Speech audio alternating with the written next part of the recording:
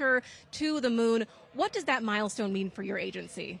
Thanks so much, Jasmine. It's wonderful to be here. It's such a special moment, both for our astronaut colleague Jeremy Hansen, but also for Canada.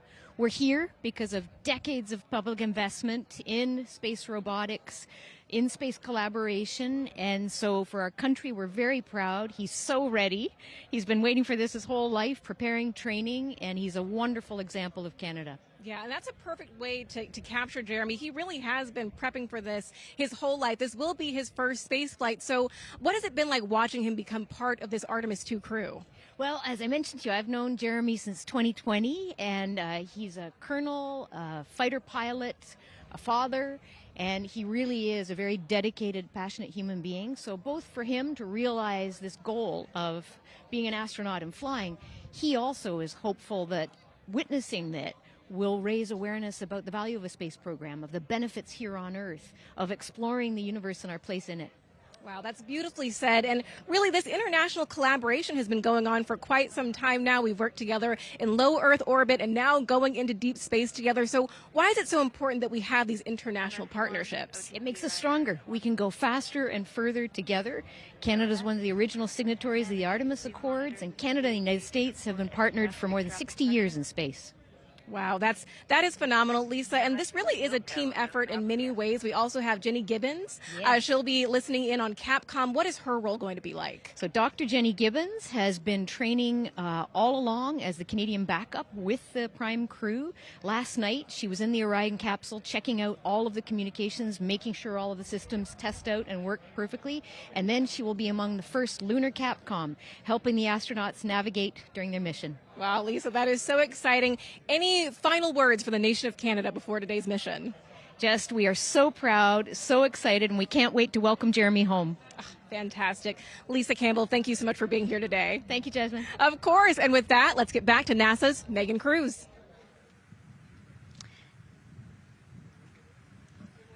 And right now,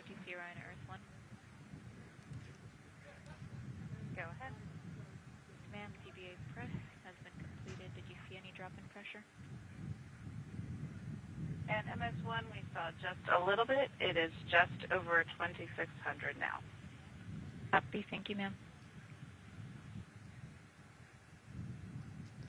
again, a call out to mission specialist Christina Cook. Again, it was her responsibility to monitor the pressure on the counterbalance system that will help open the side hatch. And she did report a drop in pressure, but it seems like it's within nominal limits. Right. They might have had a small drop, but you know, we have a starting pressure and an ending pressure, and as long as the difference isn't too high, then we will take that. And the engineers know exactly what they're looking for in terms of that delta pressure. And so again, that milestone on the checklist of things that have to happen before they launch today, that is complete. The crew, again, still inside comfortably as the closeout crew team work to close the side hatch. Again, a separate seal leak check, followed by a full cabin leak check, and then they will close the last abort system hatch. Lots to do still in the White Room and marching down the countdown timeline well. And so Bill, again, number 3 there, he is holding a silver flex hose.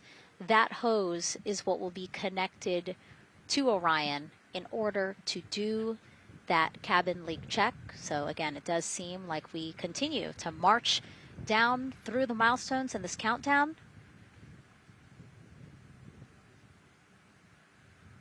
Hopefully lifting off today within our 2-hour launch window that opens at 6:24 p.m. Now, right now, people inside the Kennedy Space Center Visitors Complex are learning about this mission. There are great exhibits there about the rocket and Orion and, of course, our Megan Carter with the moon board. All All right, Megan and Nicole, yeah, you mentioned that checklist before launch. That checklist is going to continue during the mission as well, as there are several vital objectives that we are hoping to accomplish with this mission. So we've talked about the rocket, we've talked a little bit about Orion. Obviously during Artemis 1 we had that test flight and there were no humans on board. That is our one big difference for this one, and we are going to have that crew this time. So what are they going to be up to during this mission? Let me tell you just a little bit. Now, for Artemis 1, like I mentioned, we were really focused on the SLS, making sure it had the power and capabilities that we needed. We were also checking out the Orion spacecraft in deep space environments, making sure that it was good to go. Now, for Artemis 2, we are going to be taking the testing for Orion to the next level by adding that human component. So those test objectives are going to start even before launch. Like you mentioned, they are out there making their way through that checklist. But these objectives are going to start now, and that includes safety. So one really great example of safety is going to be something called the egress baskets. They're out there in the spacecraft, obviously, and should a situation happen to come up, they are going to have something called the egress baskets they can get in, and those are going to zip line them essentially down to the ground within seconds to safety.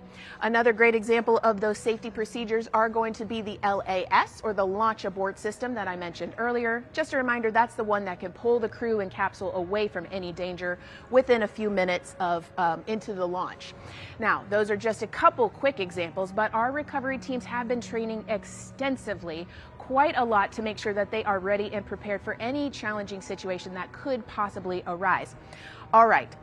Several other objectives that we are going to be looking at are also going to be communication checkouts. That is going to be vital. I know we talked a little bit earlier about all the maneuvering that they're going to be able to do, but we want to make sure that they have full communication ability from space to ground so that we can fully support them here. We are also going to be checking out those life support systems. Obviously, we've talked a lot about the service module and what it is going to do for the crew, but we want to make sure that those life support systems are fully functioning, obviously, before we send them farther into deep space. That's going to be critical for them. So on top of being able to maneuver the spacecraft and check everything out, we are also going to be making sure that everything is fully functioning. So as you can see, big part of this mission is to make sure that the spacecraft, the hardware, and all the operations are working and that the data is going to make sense. And speaking of recovery, we are also going to have the opportunity at splashdown to recover that launch or that flight data, and we're going to be able to take that back, analyze it, and make sure there are if there are any enhancements we need or changes we need to make before our next missions, we'll be able to do so. So lots to do. They're going to stay very busy, obviously. And with that, I will turn it back over to you, Megan. 2 hours, 25 minutes and counting, and the crowd, check it out, continues to grow at our Banana Creek viewing location. They will have a great view of launch, and we will go back now to Leah Martin, who's standing with her next guests. Hey, Megan. Yeah, we're surrounded by thousands of people, some here local from the Space Coast, but we actually have quite a few people who have traveled a pretty far distance to be with us today. I'm actually joined here by a group from the International Space Station Ambassadors Program who have come from all over the globe. Saku, you're here from Japan. You've come out from Mexico, and then we have brother and sister Cosma and Jessica here who are visiting from Germany. You actually told me that you participated in the NASA Rover Challenge in Huntsville. How was that experience, and how is it kind of participating there in Alabama and then being here today? So it is an amazing experience because you meet so many young people with visions, with dreams, with ideas which inspire you and motivate you. And it's even better to be here now to see the SLS launch because we are going back to the moon, and that's what we're working for. Absolutely. And, you know, the Artemis missions, we talked a lot about the Artemis Accords and this being an international effort. You were actually telling me, Saku, that you're interested in becoming an astronaut with JAXA, pursuing your PhD to be able to do that. Tell me a little bit about that. Yes, actually, I applied for the Japanese Aerospace Agency, the astronaut selection like 2 years ago, and then I didn't make it all the way, but I'm still working on it, and hopefully I can be at the launch pad sometime, and then I hope to go back to the moon and Mars, and yeah, I'm working on it. Absolutely incredible. And Val, you're from Mexico. We were talking a little bit about women in space. This is a team who, is predominantly made up of women. What is it like knowing that Christina is on that rocket right now, about to be the first woman to travel around the moon? I think that's such an amazing news. It's just so inspiring that we are taking the first Black person and also the first woman to the moon. It's just the first step in humanity and a big step in equality as well. Megan, a lot of excitement here, not just in Florida, but from around the globe, and we're keeping our eye on that rocket, and we're ready to see it lift off. Thanks, Leah. Yeah, a lot of excitement, but also a lot of inspiration. Again, this is part of, or a big part of the reason why. 130.6. Good readback. Aux 1 voltage, 131.3. I copy 131.3. Again, those numbers you hear, they're referring to specific steps in the launch countdown that the crew have to step through in order to get us to launch today. And so we were saying, yes, inspiration, a big part of why NASA does what it does. We want to go together, and we want to explore together to learn more about ourselves and here on Earth. Yeah, humans, I think, naturally want to explore, and so going together, like Lisa said earlier, we're going to go farther and faster than we possibly can alone. And, what a way to celebrate that today. Yeah. Going back to the moon in the first time in over half a century. And we have that great shot there in our small box of the rocket on the pad. And at the very top there, our Artemis 2 crew. Right now, we know that the crew has begun, the closeout crew has begun doing that cabin leak check. So they are currently pressurizing the cabin, and it sounded like it would take about 6 to 8 minutes for them to get to pressure, and then they have to hold that pressure for 5 minutes, right? Yes, that's correct. Yeah, so there's quite a bit of volume. We talked about it being a 6-person tent. I think it's 330 cubic feet. Don't quote me on that number, but they have to pressurize that capsule, and then, like we talked about, take that initial pressure, wait 5 minutes, and take the second pressure. Yeah, and then it takes about 6 to 8 minutes again to depressurize the cabin. So this process will take a few minutes. OTC Ascent switch configuration complete. OTC copies. Thank you. And then after the cabin leak checks, then they will finally close the last abort system hatch. So again, chugging along in the countdown, really excited to, again, continue to hear the crew's voice inside Orion, stepping through all the procedures. Yes, it's exciting to hear them making progress, right? It's all good news hearing the crew talk to the ground and working together to get to the launch. And what I think is really cool is that this is the first time NASA is going to have astronauts in low Earth orbit, but also in deep space at the moon. So here's a message from some of the crew aboard the International Space Station right now. Hello, Megan, and a big hello to everyone around the world counting down together to the launch of this historic flight test. If we weren't in microgravity, we would also be on the edge of our seats. Here on the International Space Station, all of us are honored to have the chance to wish our fellow explorers Godspeed. Throughout human history, the moon has sparked our imagination, curiosity, and wonder. With our return to the moon, we're not only going to be learning about its history, the history of our solar system and of our planet, but also about our place in the cosmos. We are so proud of the Artemis team and so excited for what you will see and learn on behalf of all of humanity during your trip around the moon. As we push the boundaries of exploration and expand our knowledge with scientific discovery, we advance our collective civilization together as one. Test flights are crucial to the mission of exploration. We all learn in test flight schools that the more challenging the missions are, the more incremental the tests should be. This Artemis 2 mission is one more increment on the way to further exploration. Thank you to the crew, our friends, for your dedication. And from the entire Expedition 74 crew, thank you to all of the teams that had a hand in getting the Artemis 2 mission to where it is today. Back to you, Megan, as the countdown continues. Oh, I love that so much. I just love seeing them there. And again, you have to remember the International Space Station is an orbiting lab. We learn so much there, and we're going to learn so much more from Artemis 2, because this isn't just a test flight. It's an opportunity to learn more about the moon, deep space, and how humans can live and work so far from home. So here are some of the science objectives that NASA hopes to accomplish with Artemis 2. Artemis 2 is our return of humans to the moon, flying around the moon on board Orion. But along with that, we're doing a lot of great science. One of the exciting things about the Artemis missions to the moon is that science is actually a fundamental pillar of why we explore, why we're going, what we're doing in Artemis. I think it's incredibly exciting that not only are we testing the vehicle, but we're testing science on board. Science where the astronauts are conducting experiments, science riding along with the astronauts. We have astronauts looking outside the window and really observing the lunar surface. It will help us understand the deep space environment. It will help us understand how that environment affects our astronauts, our systems, and life in general. So deep space is a challenge for us because you have to leave Earth's protective magnetic field. Here in low Earth orbit, the crew members are protected from some of the harmful radiation. Going to the moon, they'll no longer be protected, so they'll have a higher radiation exposure. Much like Artemis 1, we have so many radiation sensors and detectors that are inside the capsule so that we can fully understand and appreciate the radiation environment for protecting our astronauts. In my hand here, I'm holding a tissue chip model. This is the exact design that's going to be flying alongside the astronauts.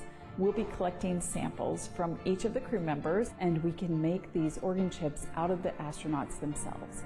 So every crew member will have their own avatar on board, and then upon return, we can evaluate that deep space radiation environment and what that compares to the astronaut themselves. Not only are they going to help change the course of medicine for the astronauts, but revolutionizing that on Earth as well. We're looking at sleep, we're looking at team dynamics, we're looking at how you interact with the environment.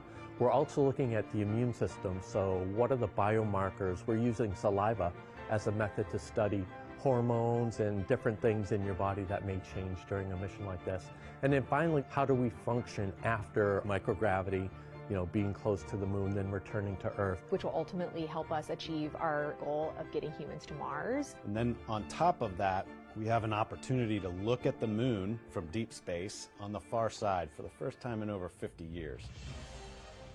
Having human eyeballs and brains back around the moon is going to unlock a new generation of lunar science discovery. The human eyeball is capable of taking in so much data in just a split second. They'll be able to tackle impact history, volcanic history. They'll be able to look at how the albedo, or kind of the shade and hue of the moon and the color of the moon, can tell us something about how that terrain evolved over time. We're integrating science in ways that have never been integrated into human exploration before. We have a front room mission control flight controller position called the Science Officer. We have a brand new science back room where it's basically our brain trust of lunar scientists and geologists supporting the crews of the future. And Artemis 2 will allow us to really test how this works so that future missions are really set up for success. We'll also be deploying some CubeSats. They're small shoebox-sized spacecraft of their own. They're each provided by another country, one of our partners. As they conduct their research, they'll complement what we are doing at the moon with Orion. It is so incredibly exciting to be a part of this mission. It has been, really one of the privileges of a lifetime. I can see the work I'm doing benefit crew members right now and benefit the crew members in the future. So it's incredibly exciting. And it's very rewarding. As this rocket launches humanity off of the Earth, we'll be setting the stage through our science to prepare humanity to leave Earth and explore the solar system. And what we learn during this and future Artemis missions to the moon will eventually get us to Mars. Here's Jasmine Hopkins again, now with Nikki Fox, Associate Administrator of NASA's Science Mission Directorate. Thanks so much, Megan. Yes, we're back on the balcony now, joined by Dr. Nikki Fox. Nikki, in this nearly 10-day mission, we are covering a lot of science from CubeSats to tissue chips. What are you most looking forward to learning? Oh my goodness. I think for me, the most exciting thing is actually being able to interact with the crew while they are flying, doing this historic journey on the far side of the moon. They are going to be seeing pieces of of the moon that no human eyes have seen before, which is really spectacular. It's going to be an interesting trajectory. Some of it is in darkness. Then at the terminator, so in darkness, they'll be able to look for like impact flashes and things when micrometeorites pummel that poor moon. And then at the terminator, they can see shadows and interesting things, which kind of gives you depth perception. And then, of course, in the sunlit, picking out everyone's favorite craters. Also, if we launch today or tomorrow, they will see a total solar eclipse from the Orion capsule. How cool is that? That is very cool. We are thrilled for this Artemis 2 crew to be able to see the moon in a way that we've never seen before. What is so unique about that far side? Why are we going there? I mean, honestly, it's just, it is unique. It's very different to the near side of the moon. The actual sort of terrain, the morphology, it's very, very different. And so it will be very exciting to see that as we're going past that. Absolutely. And Nikki, you know, we are performing a lot of science at the moon this year, actually, not just Artemis 2. Can you speak to the commercial lunar landers we're planning to send? Yes, we are very, very proud of our commercial partners as they take our payloads for us to the lunar surface. And very excited. Next one up is Blue Origin's Blue Moon Mark 1 going. It's got some science on it. It's got the scalps that went on the Blue Ghost. So we'll be able to sort of look at that plume as it's coming down onto the lunar surface, and then also the laser retroreflector that will be the array that's up there too. So even on that first test flight, packing it with science as much as we can. Wow, Nikki, so much science. It's hard to keep track of everything. But the unique thing about Artemis 2 is we're sending crew. Can you speak to the importance of the human element of science? Absolutely. I mean, we can program, like we do with our beautiful rovers on Mars, we can program them to do certain things, and it's what we think we need them to do. When you have an astronaut up there, they can make that sort of like really unique split-second decision. The thing I'm most looking forward to is when they think they're going to be looking here, is hearing one of them say, "Oh my goodness, look over there." And I think that's just incredible about how we do that. Also, flying our tissue chips with the astronauts, our Avatar experiment.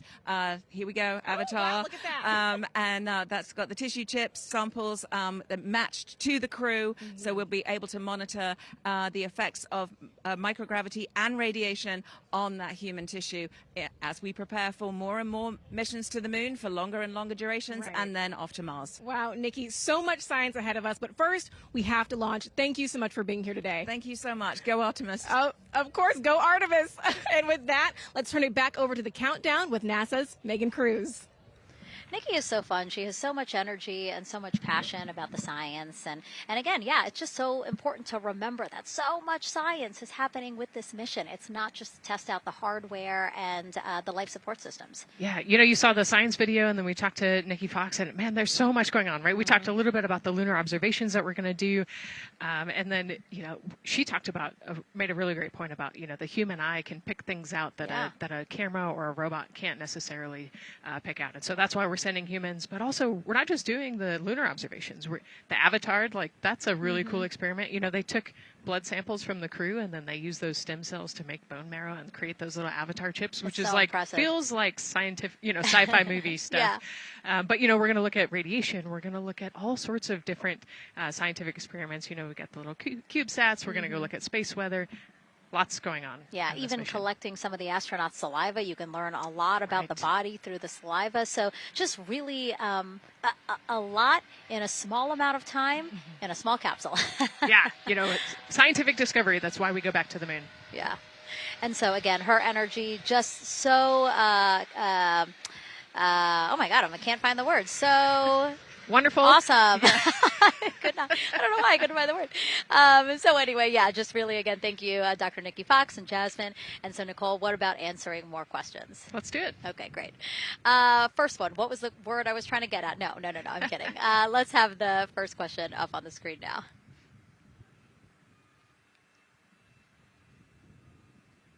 I know we got him. I see him being asked. And CDR, OTC, Orion, Earth 1. Go. For your awareness, scrubber cycling is about to be restarted. Integrity copies.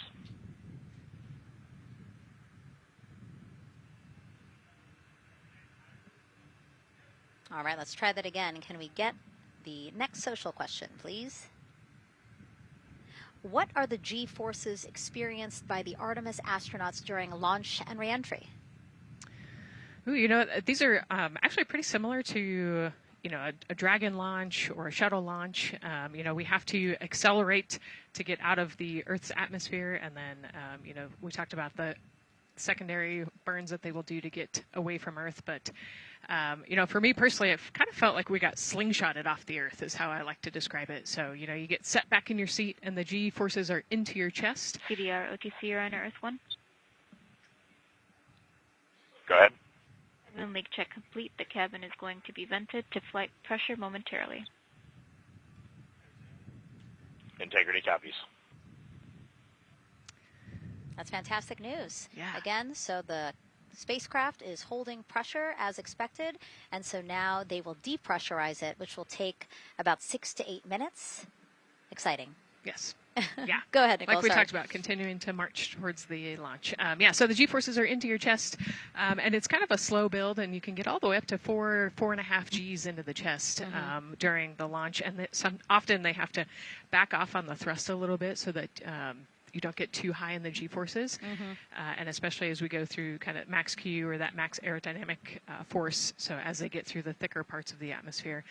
And then very similar G-forces on the way home. So slow, steady build up to about 4.5 Gs as the rocket actually decelerates. You heard in one of the packages, when they come back, they're going to be going 7 miles a second. Gosh, that's and incredible. So you have to slow down somehow. And to do that, you have to actually, when you brake in a car, you feel those G-forces. And so for the astronauts, it'll just be, again, into the chest based on the orientation. Great. Thank you so much for that answer, Nicole, and for that question. We're going to continue to try to take as many as possible. Again, you know how to send them to us at NASA Artemis.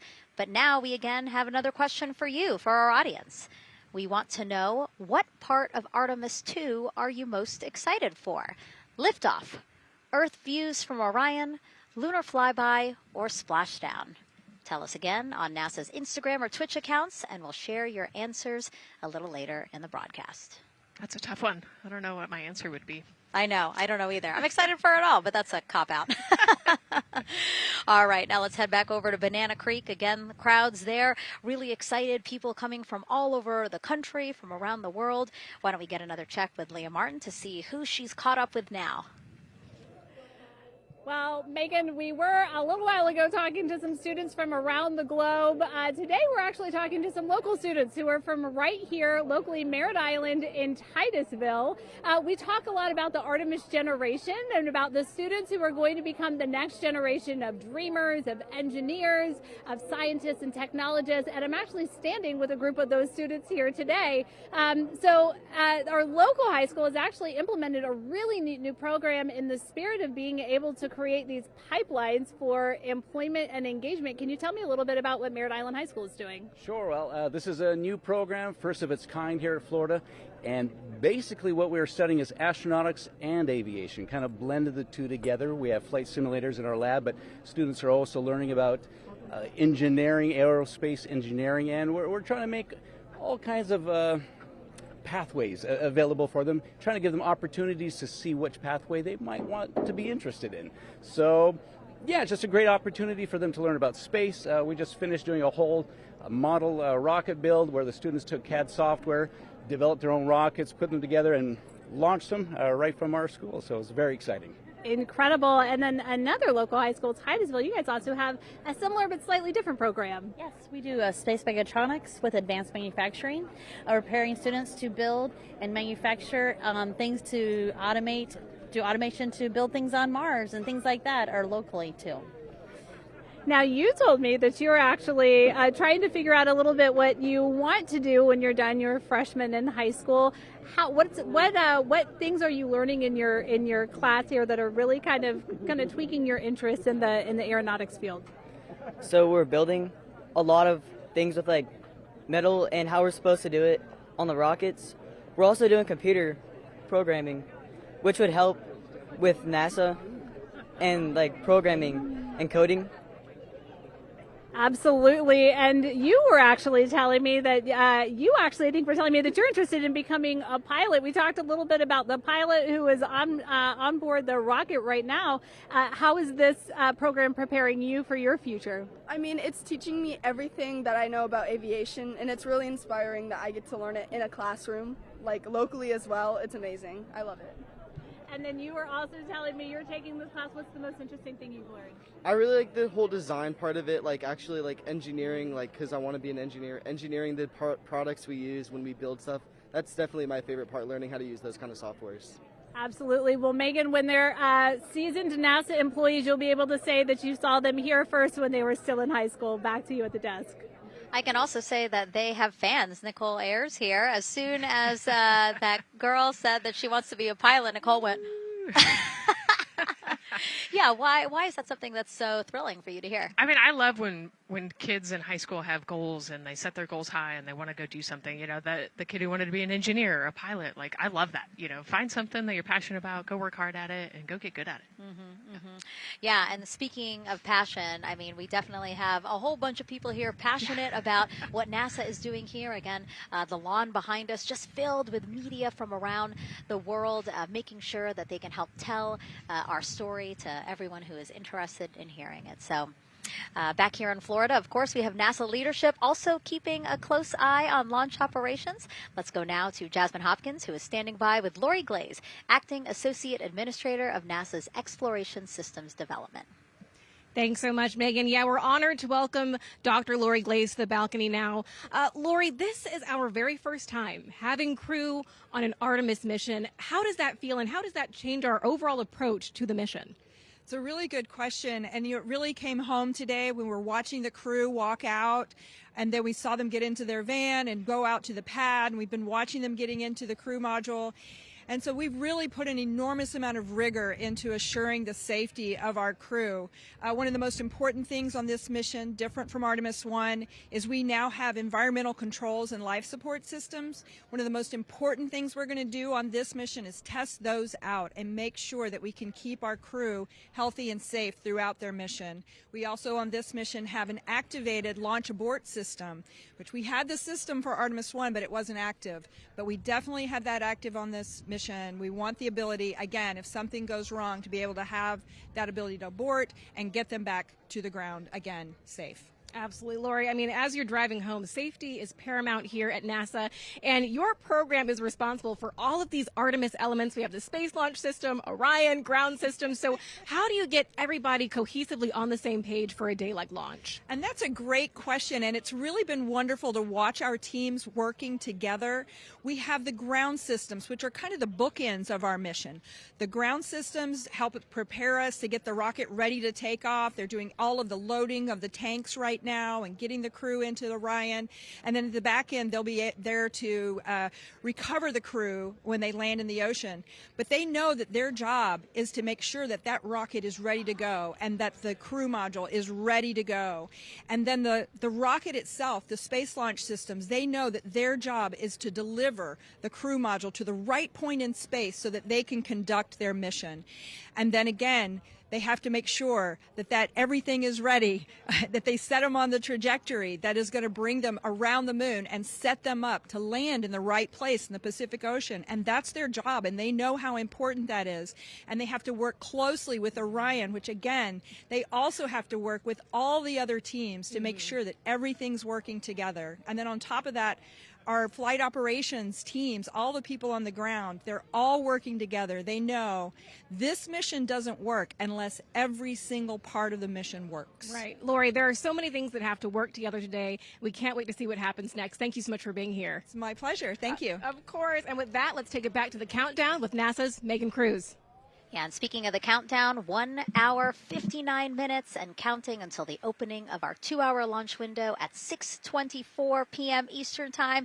This is a shot of Jetty Park. It's a nearby popular viewing location of rocket launches, and it is so great to see how many people are here. I mean, this is a Wednesday. Like, people had to take time off of school and off of work, but it's something that they felt like they wanted to do, to be here. Yeah, you know, I think just based on the chatter on the airplane ride yesterday, half of my airplane ride Oh, no here way, was, really? They were coming to see the launch. You know, everybody's excited, and traveling from all over the world to come see this launch. And it really is a great day. We had some sprinkles here in the crowd, but for the most part, I mean, just a beautiful day to witness history. It is, yeah, you know, a little bit of sprinkles, but for the most part, the clouds are staying away, and you can see the blue sky behind us, so hoping for good weather in a couple hours. Absolutely. And so Dr. Lori Glaze mentioned what we learned from the Artemis 2 mission helps pave the way to sustained human presence on the lunar surface. So what are the objectives of this mission to eventually accomplish that? Let's check in with Gary in Mission Control for more.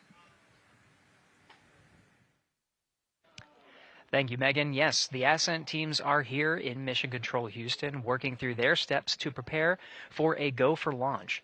Right up here on the front board, we're watching the teams in the White Room work through their checklist and closing the hatch as we verify ours, working as one NASA team. What Dr. Glaze said about working across the teams throughout the nation is true. It takes one NASA team to bring everything together and accomplish the mission objectives. The Artemis 2 is designed as the first crewed test flight of NASA's Artemis campaign, sending astronauts into lunar space to validate systems, operations, and human performance ahead of a more complex lunar landing missions. NASA has identified an extensive list of mission and flight test objectives that serve as a checklist to verify the capabilities needed to land humans on the moon. For the Artemis 2 mission, there are 5 overarching priorities that cover the mission and flight test objectives. First is, of course, the crew.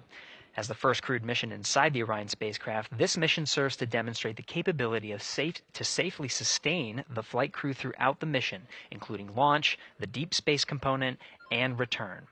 Number 2 is systems. This mission brings it all together to validate the performance of all ground and flight systems needed for a long-term lunar campaign, from launch infrastructure to spacecraft operations in deep space. Third is hardware and data.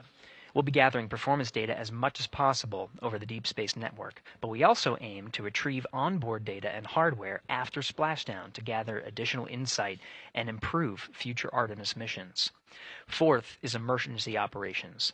The crew and flight control team will be testing emergency systems such as abort procedures, rescue operations, and contingency responses. During the flight, astronauts will rehearse a number of these procedures to ensure that in the event of a real emergency, the planned procedures and operations are sound. And finally, there's subsystem validation.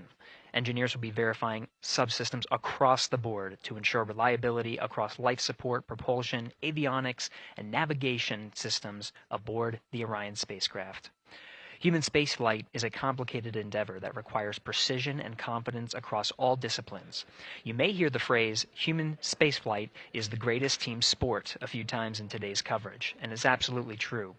Not only does it need mastery of specific components, but the integration extends across thousands of people and facilities around the world to come together and make it all work. A lot of the work from many people has led to this moment, a rocket at the pad with humans on board, ready to put everything we worked for to the test. I'm certainly excited about it. The teams here in this room are looking forward to supporting the mission, and I hope those watching are as excited as we are. We are following the countdown here in Mission Control Houston. Everything continues to look good, now inside 2 hours from the beginning of the launch window. With that, I will send it back over to you, Megan and Nicole. Hey, Gary, thank you so much. We are getting word that the launch team is working something that we would like to give you an update on, so let's get on over to Daryl. All right, thank you, Megan, and we are live in Firing Room 1 here at the Launch Control Complex. Yes, we are currently not working any constraints with regards to the rocket or the ground systems, but the launch team has been made aware of an issue that the range is working. And currently they're monitoring that work that is going on over at the range. We understand that that issue is related to the flight termination system. Now, the flight termination system, just to give you a quick explainer, every rocket has a flight termination system. It's the system that the Eastern Range here uses in order to send a destruct signal to a rocket in case it veers off path. So it's a very critical important safety component in terms of how the range keeps the public safe here. We understand that the flight termination system, they're working an issue. And so as they continue to work that issue, they've asked for some assistance from the launch team to help verify some of the work that they're doing on their FTS system. And this is where it gets a pretty unique situation here. The assistance they've asked for is to verify what's going on with their system. They want to check it to see that the work they're doing is okay. And in order to do that, the FTS console operator inside the firing room has been asked to help them verify it. And the way that they're going to do that, and the solution that he proposed to check and verify the system with the launch director, and she gave the approval, is to go get a piece of heritage equipment from inside the VAB that was used during the space shuttle program.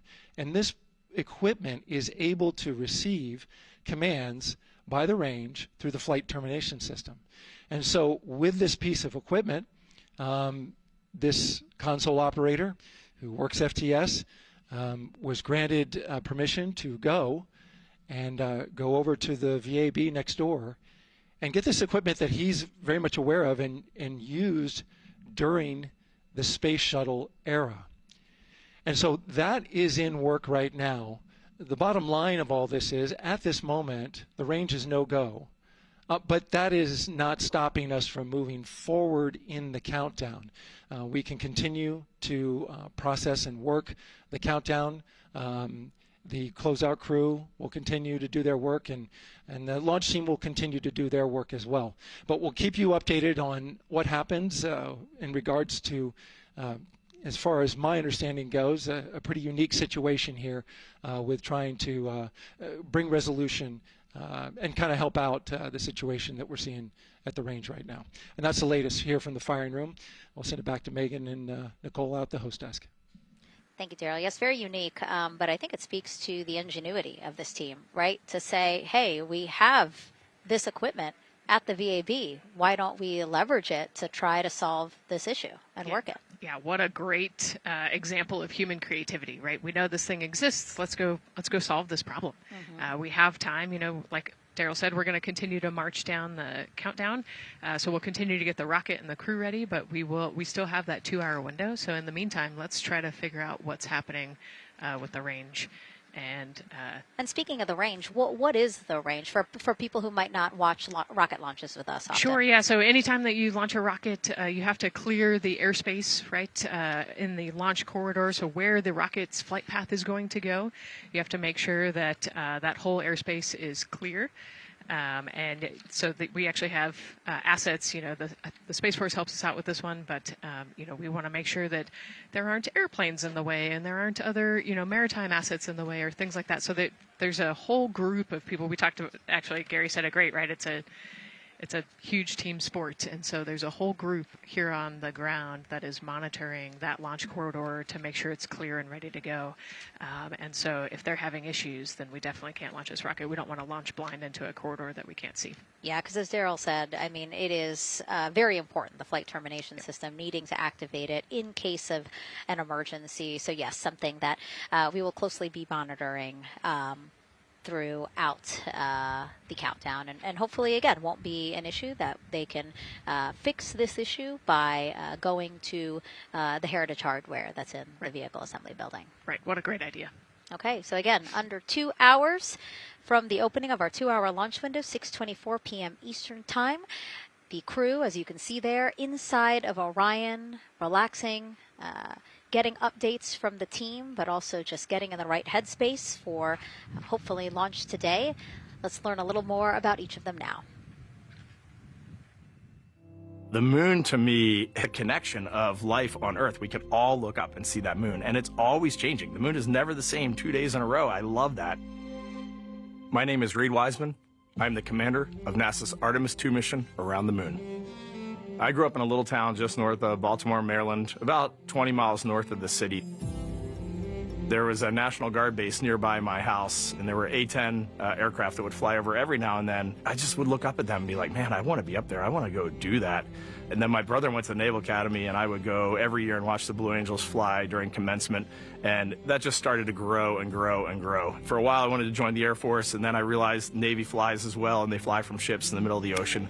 And that was it, like, done deal for me. That is exactly what I wanted to do for my career.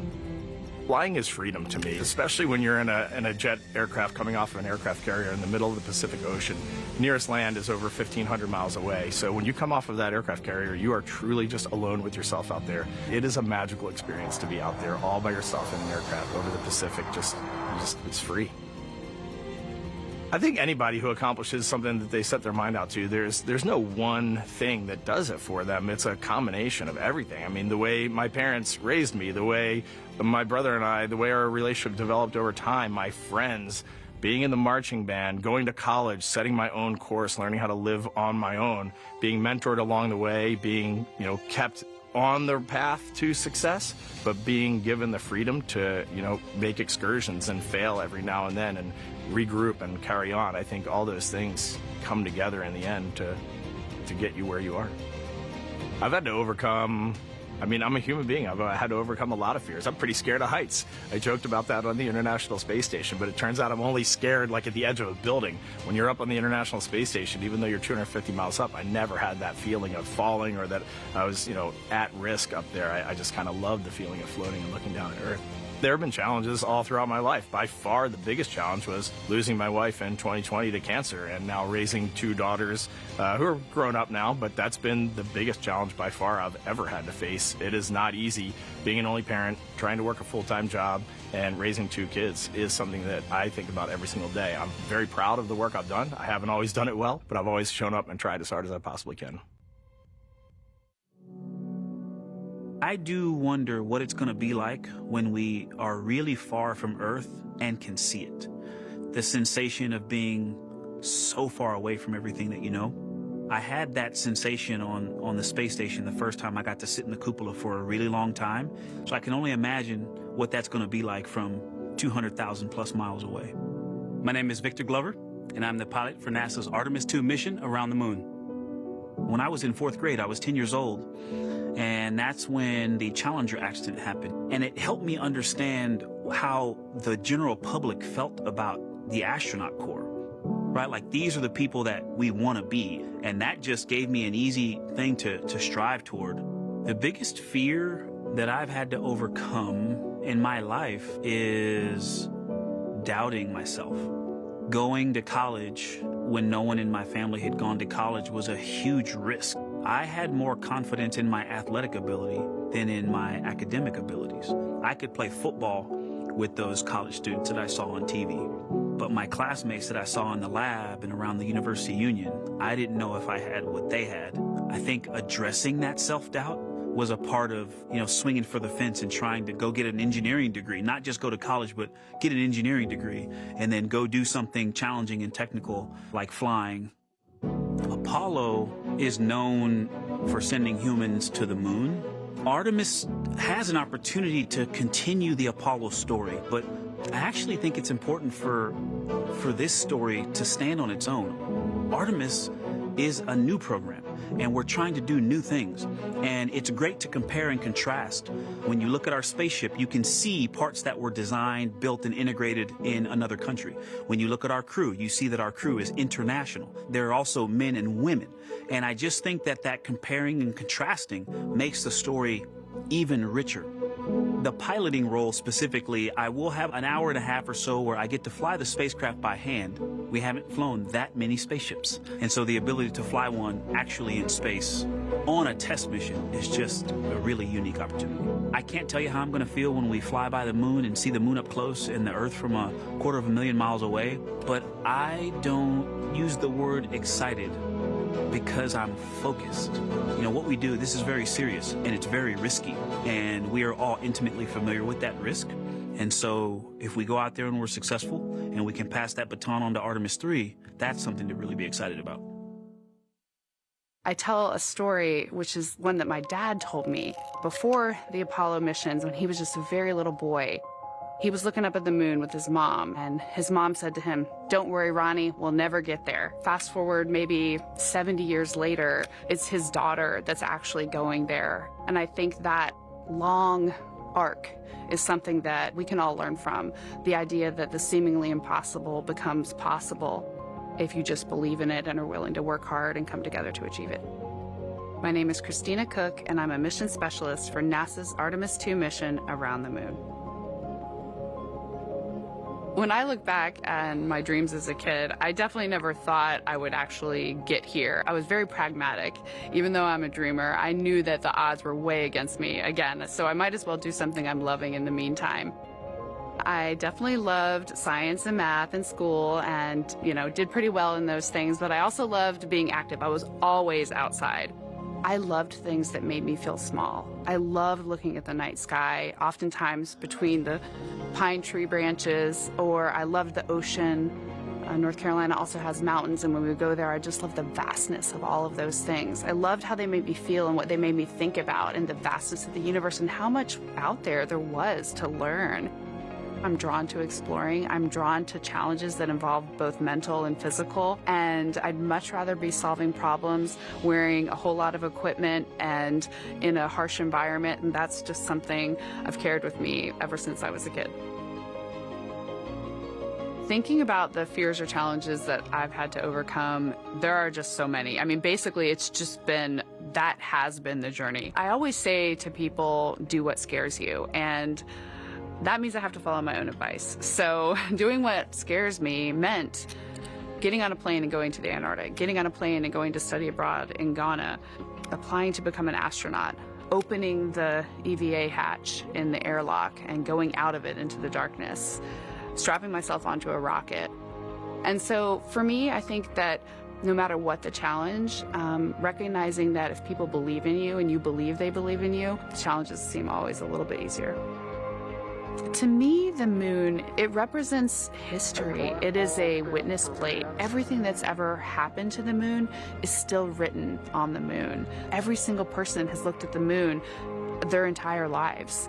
We see the same moon. That's something really special. It's just the epitome of a symbol of something that's in each of our hearts, but that's also represents exploration and reaching.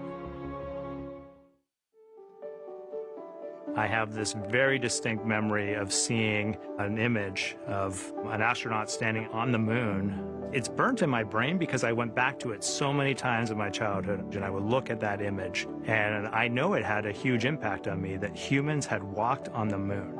My name is Colonel Jeremy Hansen. I'm an astronaut with the Canadian Space Agency, and I'm a mission specialist on NASA's Artemis II mission around the moon. My elementary school years, I grew up on a farm outside of London, Ontario. I spent as much time as I could with my dad on the farm. I learned the value of hard work, for example. If I wanted to go to work with Dad, it was going to be a long day, and I was going to have to not complain, or I wasn't going to get to go the next day. I had a treehouse.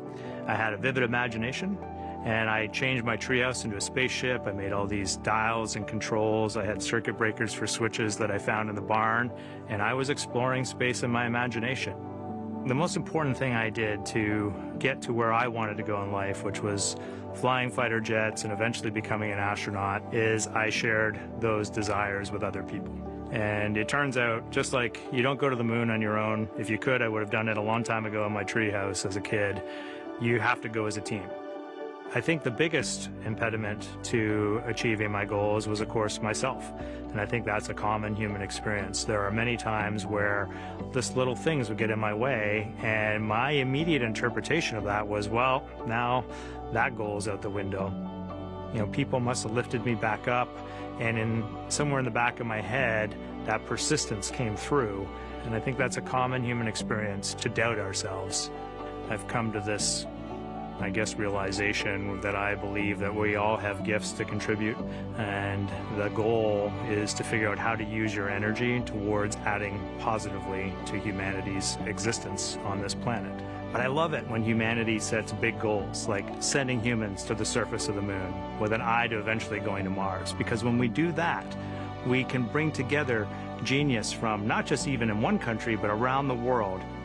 I've also learned from my indigenous mentors that they refer to the moon as Grandmother Moon. So you've probably heard of Mother Earth. They use Grandmother Moon because Grandmother Moon is responsible for the water in their community, just like the moon moves the water around the planet, affects the tides.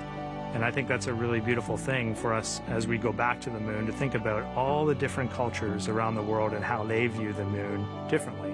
And that's really neat because we all share that same moon in the night sky.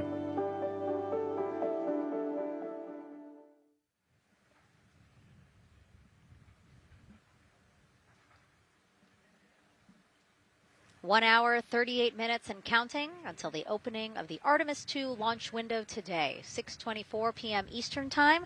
And we are looking at the rocket and Orion out on the pad, historic launch pad 39B here at Kennedy Space Center. What a great view, Nicole. Yes, it is. You know, we can see the clouds out in front of us, but they are to the west. And you can see that there's some blue sky peeking through behind that rocket, which is good news. And more people continue to come on center here. About a couple of hours ago, folks with special passes to come on center were allowed to start driving on with family and friends. And of course, we have media growing by the moment here at the press site here at Kennedy Space Center, setting up their cameras, setting up tents, interviewing folks. Again, this great jib shot that we have from our camera here showing all the interest that we have here at the press site. And actually, even to the right of us, so camera left, no, sorry, the right of your screen, left of us, plenty of other people there, set up with their own tents, broadcasting to their own viewers. And so, again, just really cool to see everybody wanting to share in this moment. Yeah, how many media tents we can see from here. It's a beautiful thing. Yeah. I think it's important to share this message with the whole world. Yeah. And so let's take a look now at people who are watching in other parts of the country. We have this shot here from the U.S. Space and Rocket Center in Huntsville, Alabama. Oh, man, look at that. Just kidding. Museum of Flight, Seattle, Washington. So sorry. Hello to you over there. Sorry, I thought that you were in Alabama. But here you are from Seattle, Washington. Again, the Museum of Flight. They must have had a special event to bring people there to watch, as well as a special event here. Now, correctly, the U.S. Space and Rocket Center, Huntsville, Alabama. Of course, they would have a lot of people here, and I'm sure this crowd will grow when we get closer to launch. Marshall, the home of the SLS rocket. Yes. Yeah, this is a great shot. You can see all the people there, and obviously you've got quite a few artifacts in there as well. Oh, now they know. Yes. Yeah, now they know. They're on the broadcast. That's too funny. Awesome. Hey, listen, it's all right. We can sit. We can sit and chill until we wait for the opening of the window. There they are. Yeah. Everybody's excited. Thank you guys for Love it. showing us your excitement. I know deep down it was in there. It's just that you felt like sitting at the moment, and that's all right. There's a little delay. Yeah, that's all right. Well, thanks so much to those supporting these watch parties and bringing them to us live here. Actually, our video paths are taking quite a circuitous route to be able to bring those live views in from Seattle as well as Alabama, but we're glad that we can be able to share it with you in the broadcast now.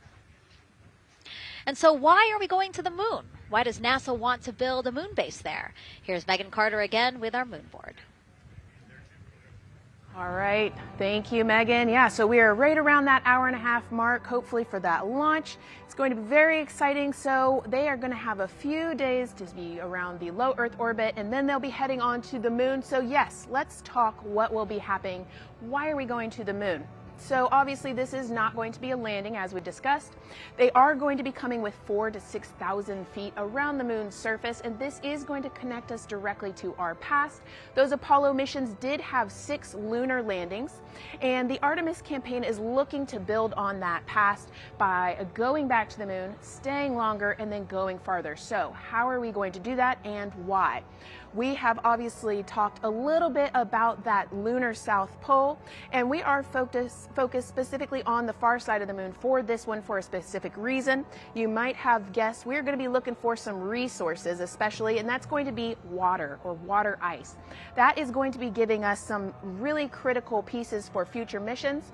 And as you can see here, we have identified 9 potential landing zones. So this is going to be a critical objective for our crew. Depending on when they launch, it will determine what is going to be visible, but we do have these 9 landing zones right here around the Shackleton crater. And as you can see here, a lot of that area is deep and dark, and that is where we are going to be looking for that water ice, because that is obviously going to give us not just water to drink, but as we know, that can actually be converted into our propellant potentially, that hydrogen and oxygen. So that is going to make the moon a critical place for that moon base, because we want to think of it essentially as a backpacking trip. If you have your tent and your hiking boots and your camping stove and all your gear, you don't want to take that out and be on the trail for the first day and then try everything out. You're going to test things out a little bit closer to home before you go out on that adventure. And that kind of goes for us as well. So the moon is going to be critical for us in the future steps towards our lunar landings, and then also for going farther on to Mars in the future. It's going to set us up for that deep space exploration, and we can't wait to see what they see once they get to that flyby. But for now, we are, like I said, getting closer. So I'm going to turn it back over to you, Megan. Exciting stuff. Again, the idea of accomplishing a moon base, like as we've been saying, sometimes things just seem like science fiction, and it's amazing that we're making it science fact. Yes, yeah, we're going back. We're going to scout it out, and then on the future Artemis missions, we're going to put boots back on the moon for the first time in over half a century.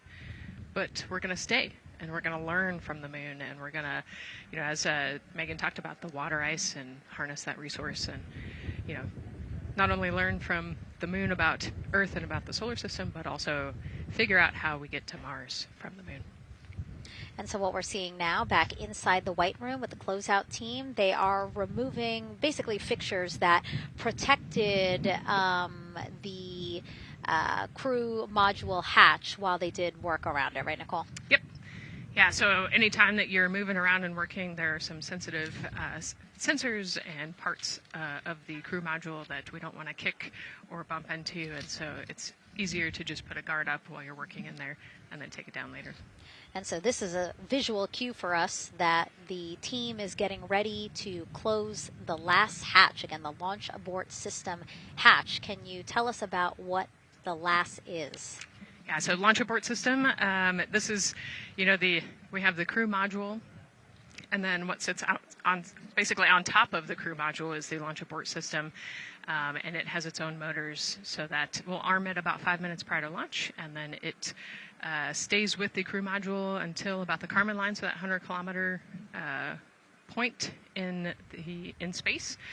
Once the crew could safely get to orbit, it will actually be jettisoned, and the crew module will then be exposed. So this is just a safety mechanism that stays on the outside of the crew module, and then as they monitor the attitude and the thrust and all sorts of the roll, all sorts of different data points to make sure the crew is safely getting to orbit. And once they are safely to orbit, then we will get rid of that launch abort system. And it looks like they're putting all these parts that they're removing from around the crew module hatch into a bag, because they have to take this out with them once they leave the pad, right? Yes, yeah, we don't want anything left up there in the White Room, and especially because that crew access arm will move away from the capsule and the rocket, and so we want an empty White Room, no FOD like we talked about, so that we can have a safe launch.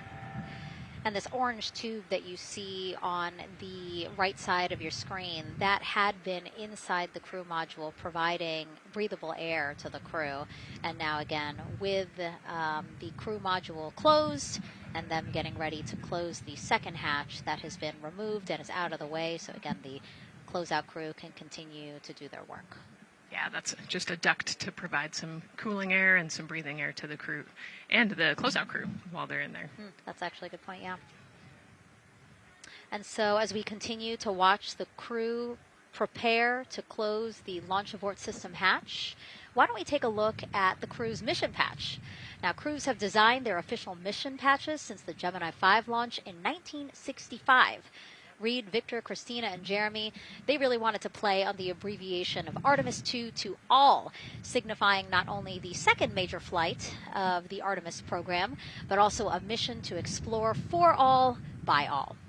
The crew chose the iconic Earthrise photo for a reason. It was taken by the Apollo 8 crew in 1968, the first crew to ever fly around the moon. The mission was to prove teams then were ready to land on the moon the same way Artemis 2 hopes to fly around the moon ahead of a lunar landing with Artemis 4. This time, as we've been saying throughout the broadcast, to stay on the moon and pave the way to Mars. Yeah, we talk about incremental steps, right? And so Artemis 2 is very similar to Apollo 8 in terms of that increment.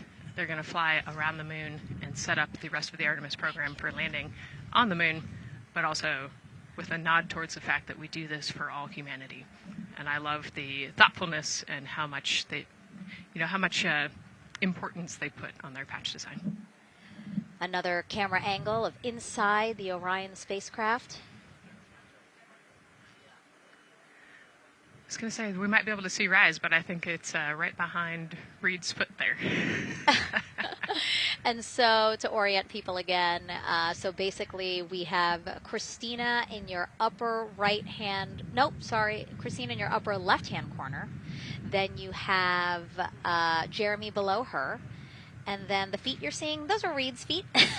And then next to him, the upper right hand corner, that is Victor, who's unfortunately hidden by Reed's feet. But again, that is the orientation of the crew inside Orion right now. Now, earlier this week, the crew got to stick their patch on a wall just outside the suit-up room. You can play that video there now. You can see that crews have been doing this as part of a pre-flight tradition again. Wow, Reed just making sure that thing won't come off. Flat. And so now Victor is signing there, followed by Christina, and then Jeremy. That's a fun tradition, and your patch is up there too. It is. Yeah, ours is on the left-hand side there. It's a fun tradition. This is a really fun day too. You know, they did this a couple days ago, but it's just another step that makes it a little bit more real that you're going to be launching soon.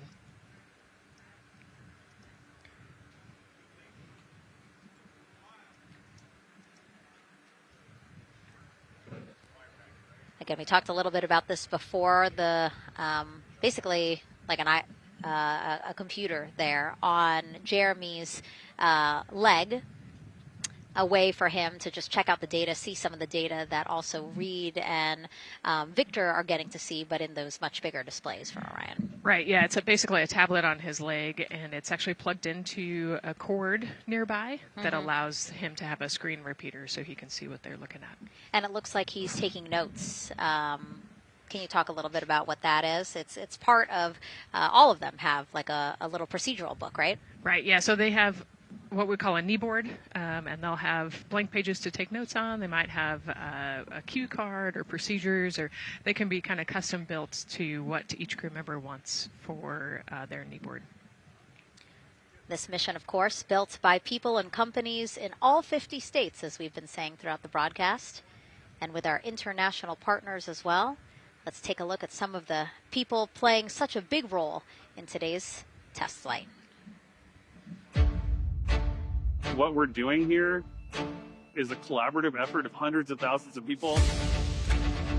This is about the parts, the hardware, the software, the services, all coming together to make that mission possible. My dream for this space program is that we would not just push the boundaries, but that we push them together. And liftoff of Artemis 1. We rise together, back to the moon and beyond. It takes a team to do great things. And Artemis has an incredible team. We have international partners. We have commercial partners and industry partners. It takes unity to accomplish great things, and that's what this mission's all about. We're not sending our money to the moon. and lighting it on fire. We're putting that money right back into the economy in ways that benefit everybody. So every dollar that comes out of the Treasury that goes to support this mission goes back into the Treasury 3 times.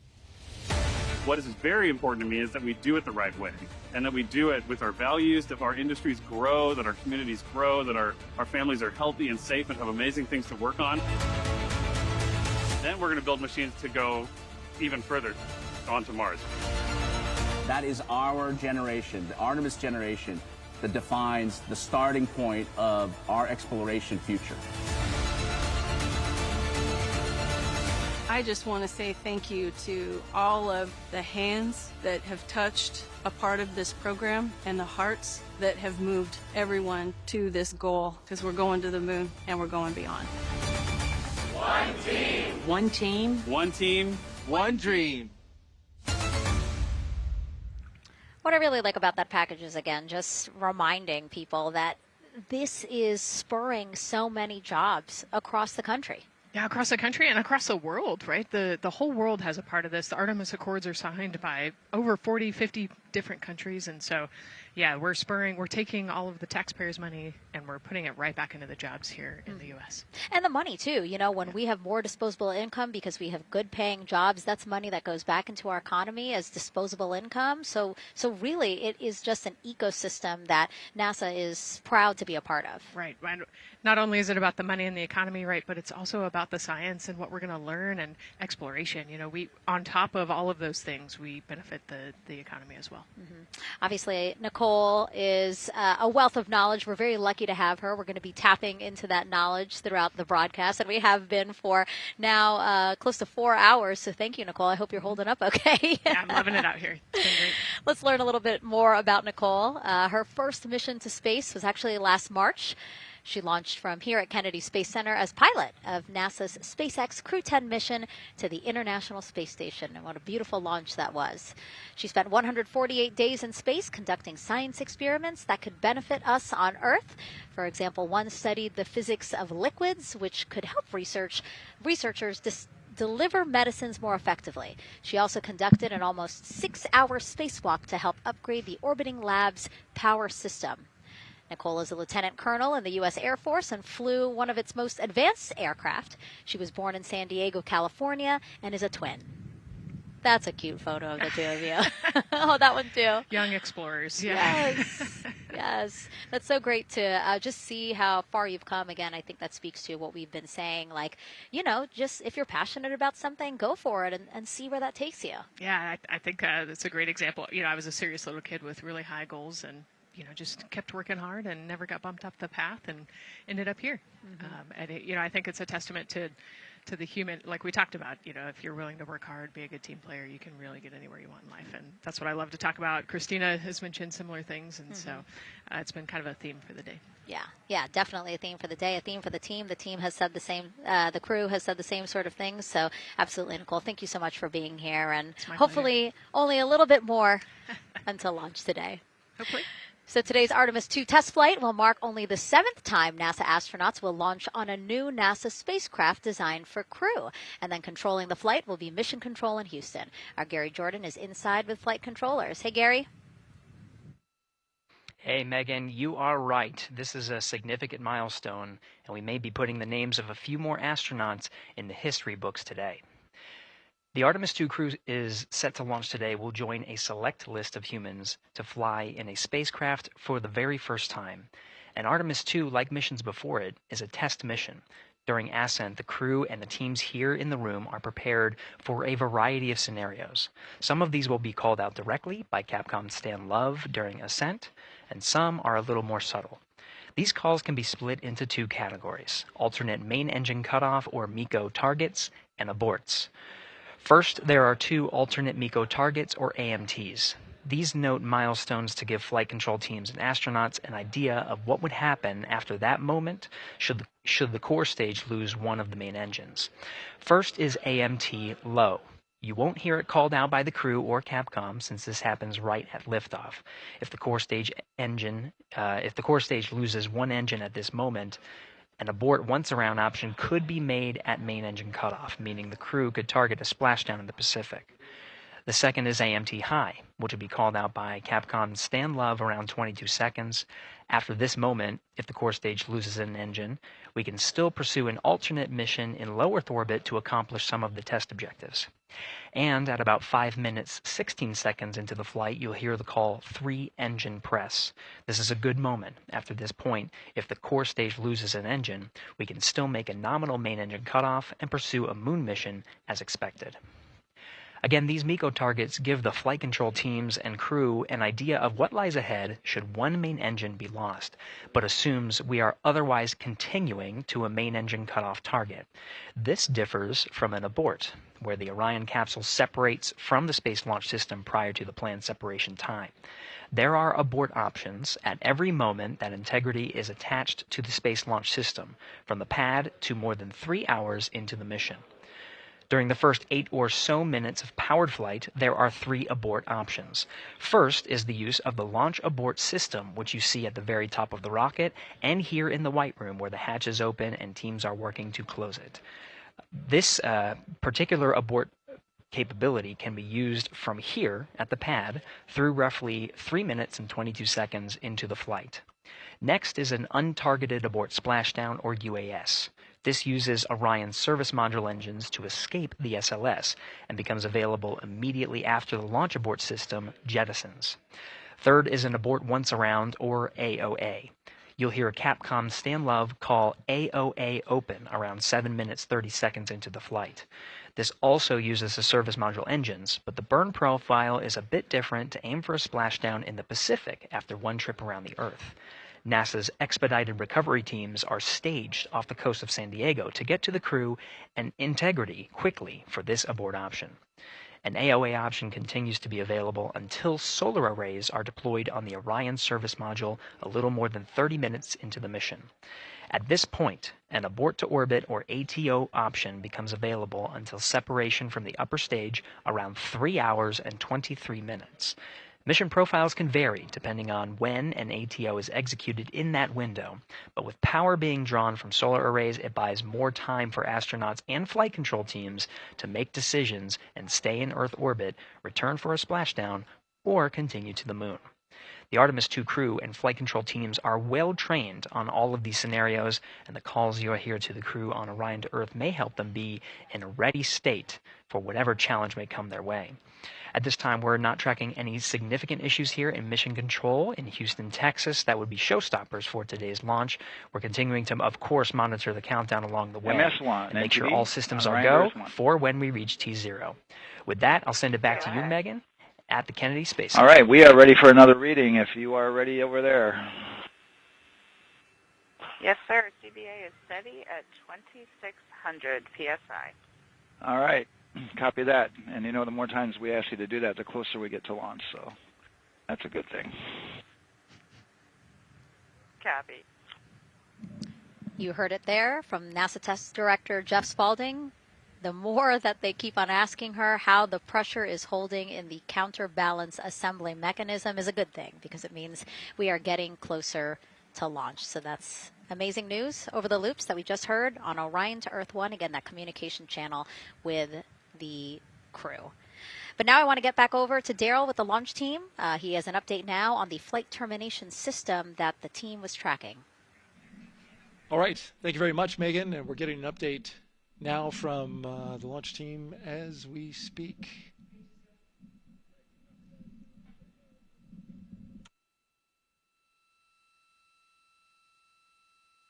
All right, stand by 1 second.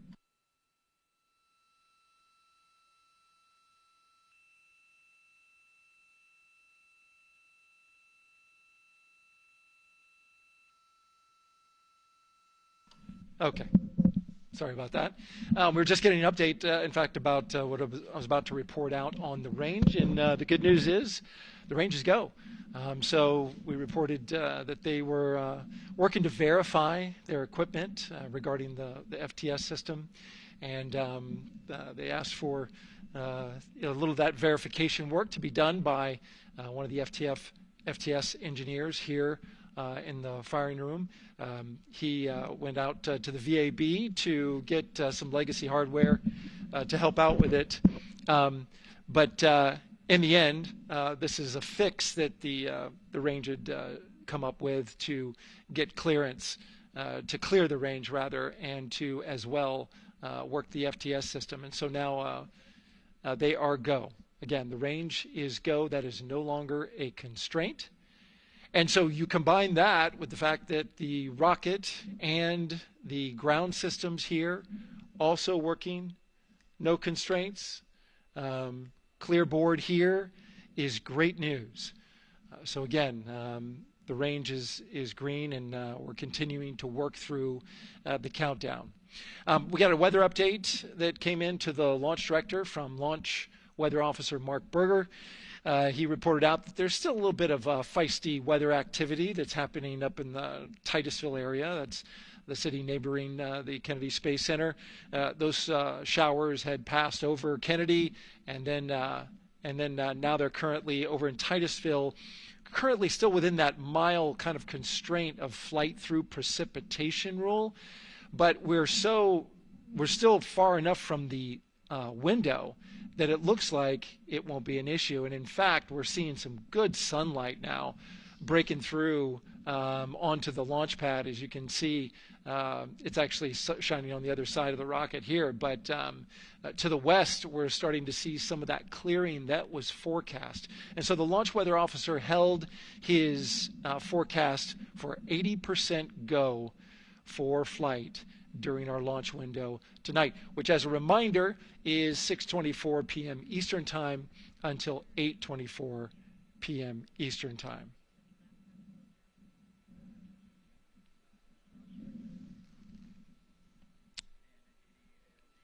And we're also hearing that the last hatch closure, as you can see in the bottom corner of your screen, they're starting to work on that. That's the launch abort system hatch. There are two hatches, the crew hatch and the launch abort system hatch, and the closeout crew that you see right there, right on time with their work as they go to shut. And you can see it in motion right now, that launch abort system hatch. That's the latest from the firing room. We'll send it back to the host desk. Thank you so much, Daryl. Great news all around.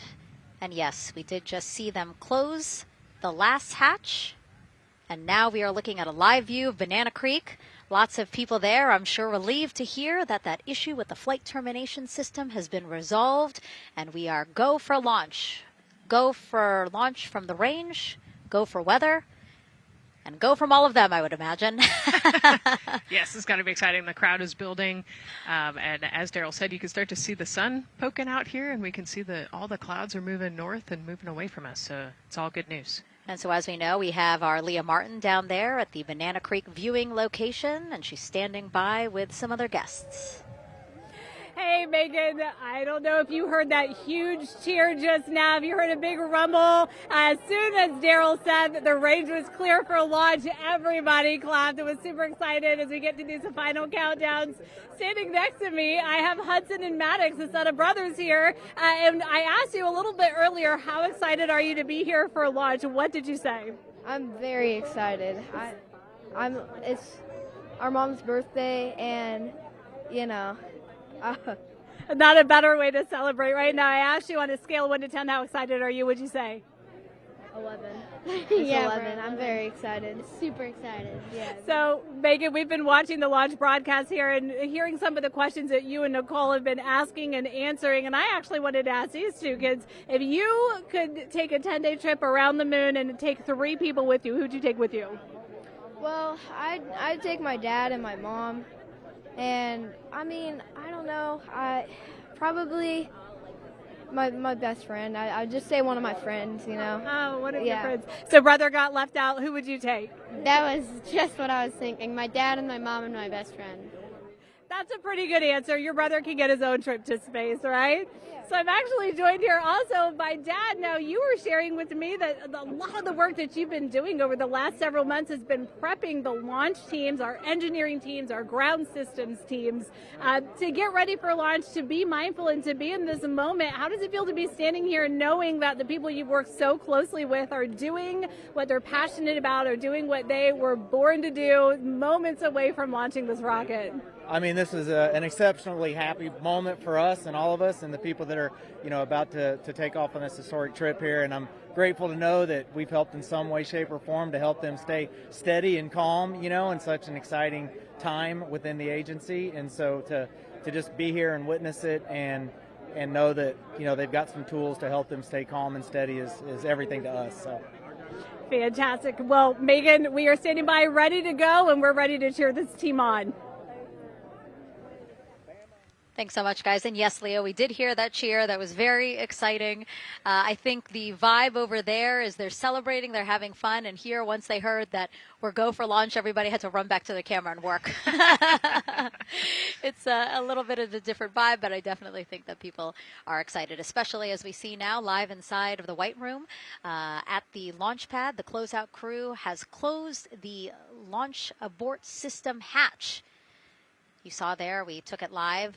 Took a lot of them. I think all of them, except for one. I think it took all 3 or 4 of them to push that hatch door close. And then they felt around the perimeter of the door to make sure that everything was sitting just right.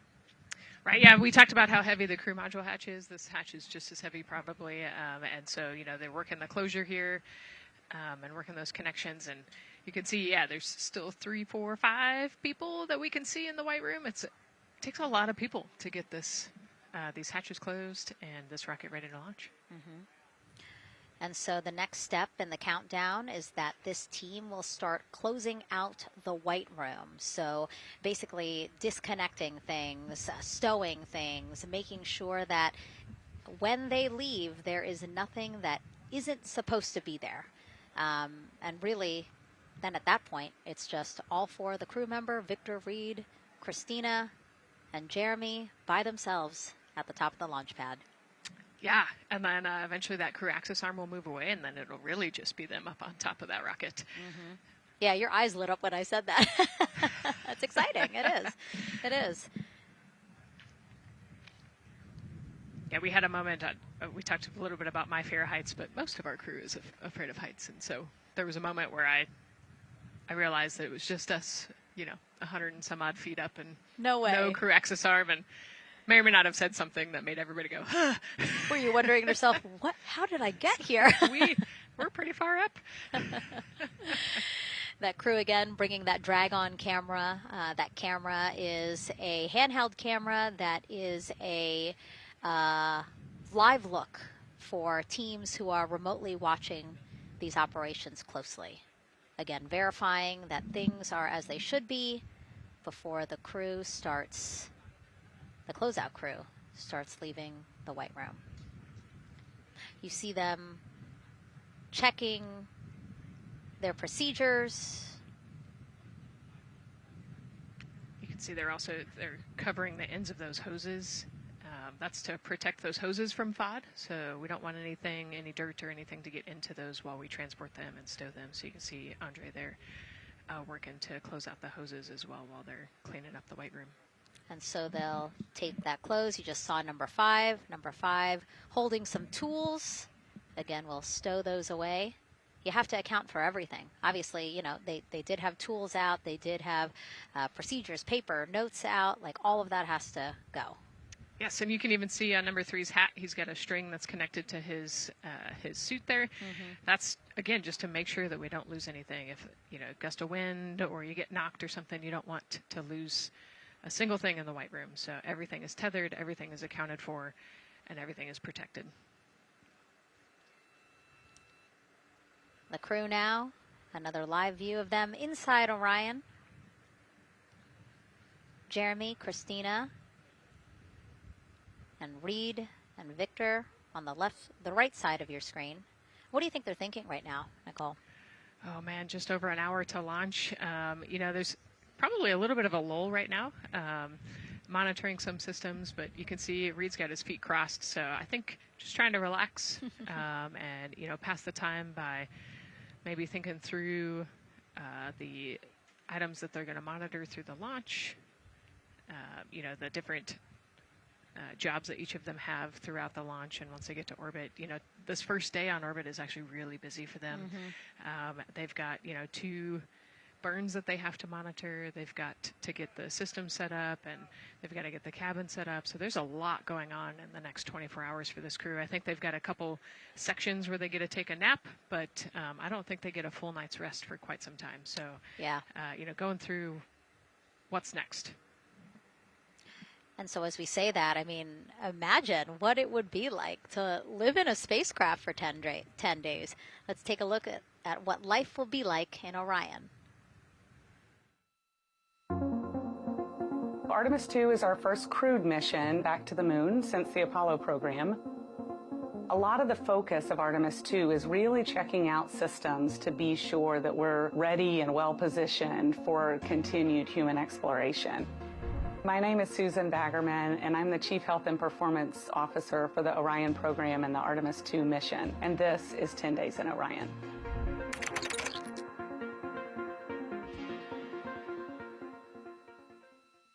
For this mission, the crew will launch in the Orion spacecraft on top of the Space Launch System rocket, or the SLS rocket.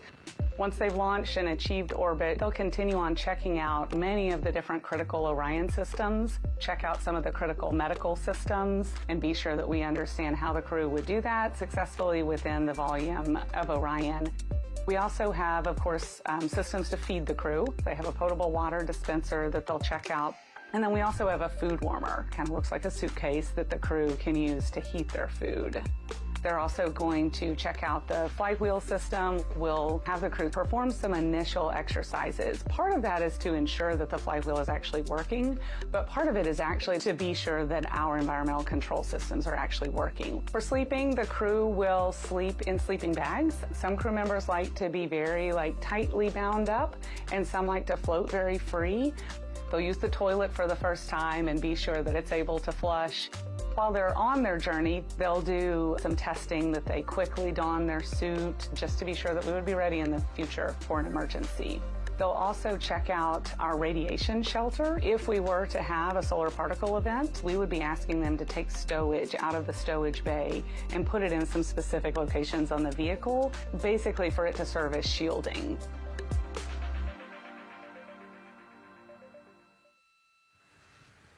And so I want to talk a little bit more about what we just heard in that package. I am interested in the space food. So Reed, Victor, Christina, and Jeremy have a pretty big menu to choose from, so that's really cool. We're actually going to pull up a graphic now that kind of shows you some of the food that they're going to have with them on their 10-day journey around the moon. We know of more than 10 types of beverages. There's coffee, a mango peach smoothie, apple cider, lemonade. So those all sound delicious. And now I've just remembered I haven't eaten lunch. They're actually not too bad. I actually have a mango peach smoothie with me today. No way. Yeah. So you can see they come in these little packets here, but it's just kind of a dried powder that you add water to. So this would actually, you'd add 175 milliliters of water and let it sit for 2 to 5 minutes, and then you can stick a straw in it. You saw in that package they put a straw on the top septum portion there, and then you can drink it.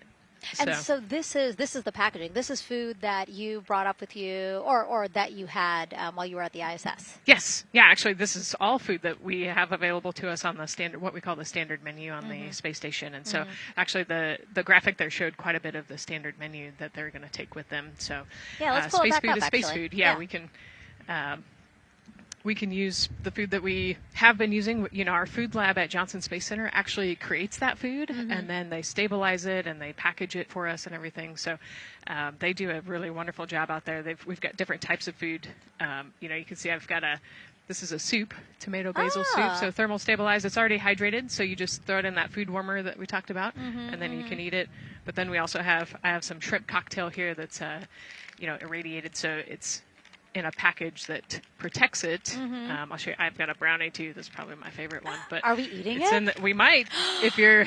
Yes. Look, see, they want us to eat. I don't know what happened, but it worked out with what we were saying here. So it's in an outer package to help protect it against radiation, and then it's in this inner package. And so this cosmic brownie, actually the trick, Anne McLean, my crewmate, taught me. The trick is you got to put this in the food warmer and get it nice and warm, and then you can get it. But so what we do is we just take scissors and you open it up, and then it comes right out. So these brownies are nice because they don't have a ton of crumbs, and so you can actually just eat it pretty easily in space. You know, if you imagine, that would not happen in space. It It would not fall. But yeah, so we've got all sorts of things that you can actually eat. The menu's pretty good and pretty diverse on the space station. And then, as you saw, pretty diverse for Orion. Nice. Yeah, that's amazing. And again, here's a look at the crowd that's starting to continue to grow here as we get closer and closer to launch. We are now under an hour from the opening of our 2-hour launch window at 6:24 p.m. Eastern Time. And so let's take some questions from social media. We haven't taken some of those for a while. You put that brownie away, Nicole, or I'm going to steal it. Nicole, we have another celebrity who submitted a question. Let's take a look. Okay. A quick question for the Artemis crew. What food from Earth would you bring with you into space? And why would it be lasagna? Because that's the greatest food. Again, not really a question. Yeah. Because he was like, it's lasagna. It's got to be lasagna. You know, there is lasagna on space station, and it wasn't too bad. Probably not my favorite food of all, but yeah, lasagna's not a bad option. It's a high-calorie meal. If you're trying to, carb load for a spacewalk or something, it's a great option. Yeah, I remember Christina saying that her favorite food on the menu, and actually, she was saying that she was getting in trouble because people kept on saying, you can't eat mac and cheese every day, Christina. We mentioned the mac and cheese and brisket earlier. Man, I would put those two on a tortilla. That would be great. That sounds delicious, delicious. Well, thank you so much, everyone, for sending in those questions. For everyone from a 5-year-old that we got a question from to all the way to Roy Woods Jr. there, a comedian. So thank you so much. And if you're just joining us, welcome to the Space Coast of Florida, where we are counting down to liftoff of Artemis 2. You see a beautiful aerial shot there of our rocket on the pad. For the first time in more than 50 years, we are sending humans to fly around the moon and back, and we're taking you all of you with us on this next chapter of human spaceflight. I'm NASA's Megan Cruz, and this is NASA astronaut Nicole Ayers. Great to have you here, Nicole. Yes, this has been a beautiful day. Excited. We're continuing to march towards this launch. Yeah, and if all goes as planned, this crew could travel farther from Earth than any other humans before them and see parts of the moon no one has ever laid eyes on. How exciting. Yes.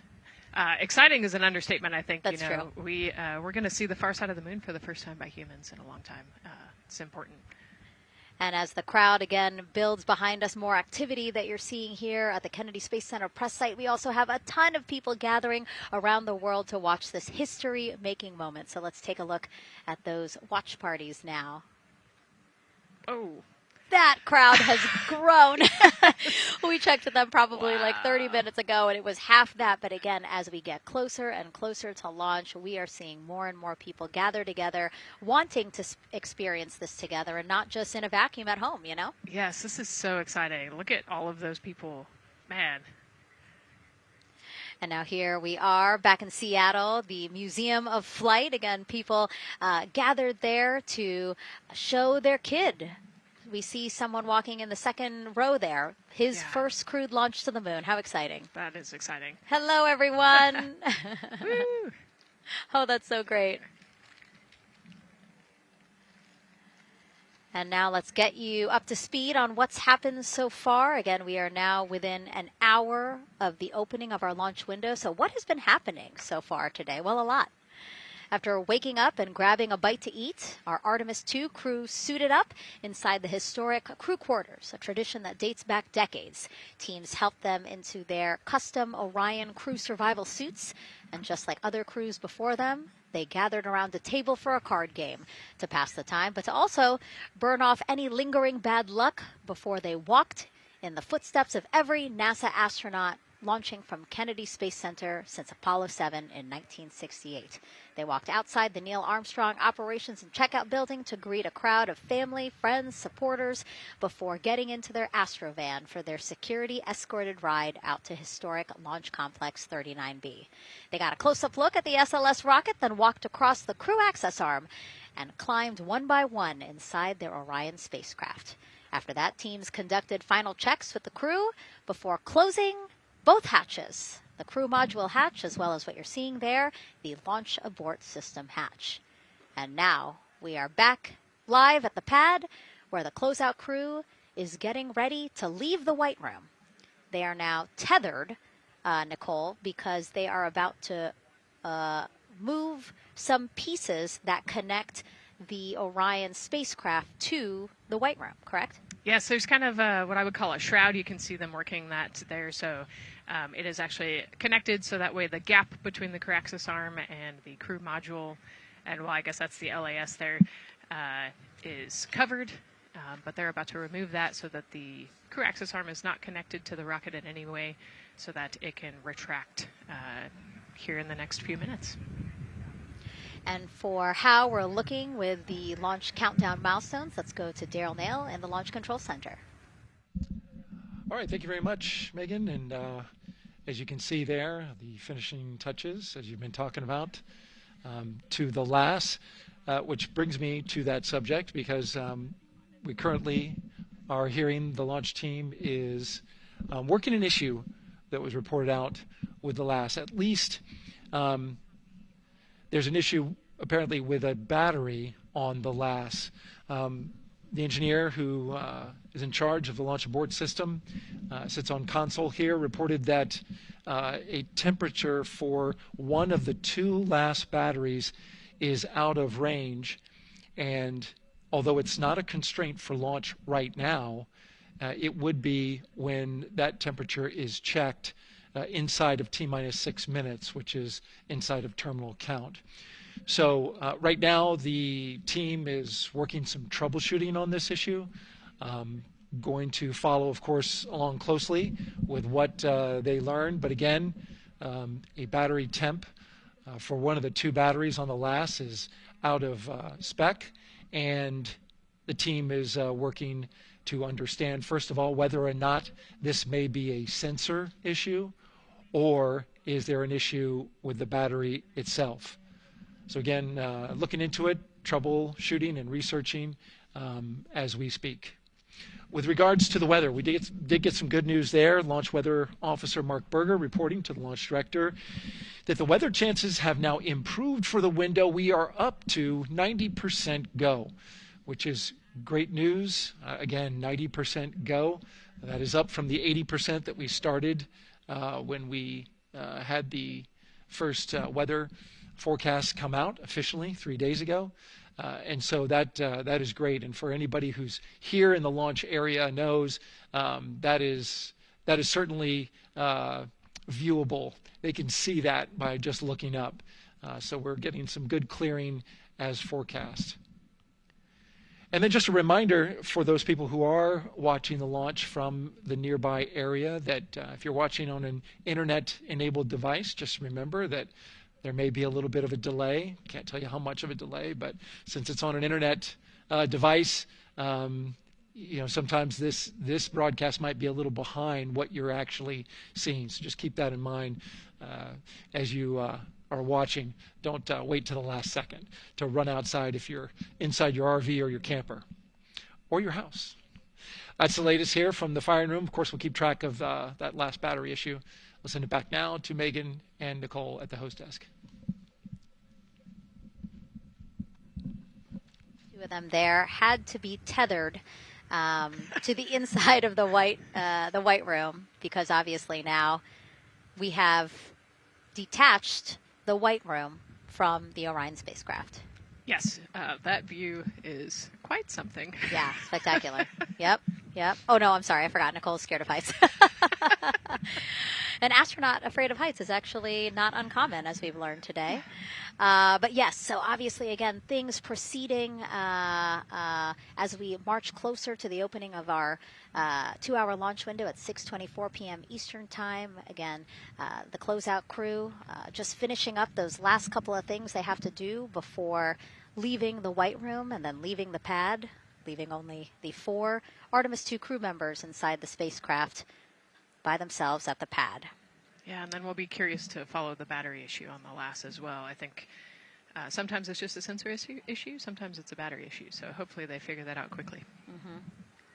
And so if we can take a shot of the crew inside the capsule, if one's available, why don't we talk a little bit more about each of them?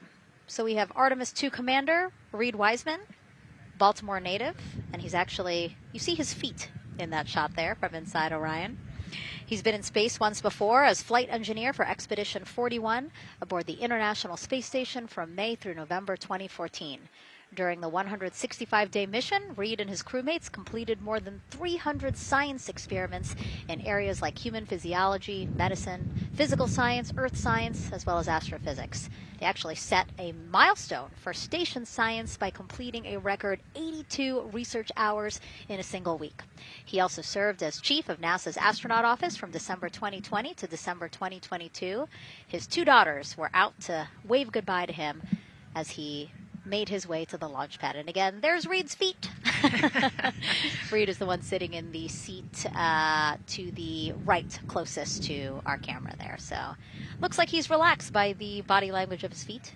Yeah, I think they're kind of in a holding pattern, if you will, or a waiting period. So it makes sense that he's a little bit relaxed. He's also kind of just a relaxed person in general. He's wicked smart, but has a demeanor that keeps everybody calm. And so I think we're seeing that here today.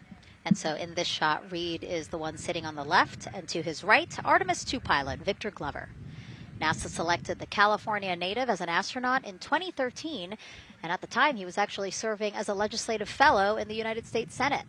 His first trip to space, November 2020, pilot of NASA's SpaceX Crew 1 mission. That was the first operational mission of NASA's Commercial Crew program, which resumed launching American rockets from American soil to the International Space Station since the end of the shuttle program. Victor is a U.S. Navy captain and naval aviator who served as a test pilot, racking up more than 3,500 flight hours in more than 40 different aircraft. So again, he probably feels pretty at home in the pilot seat of Artemis 2. Yeah, I think he does. He got to say goodbye to his wife and 4 kids. Again, those were the family that he had here at Kennedy Space Center before the 4 of them drove out to the pad.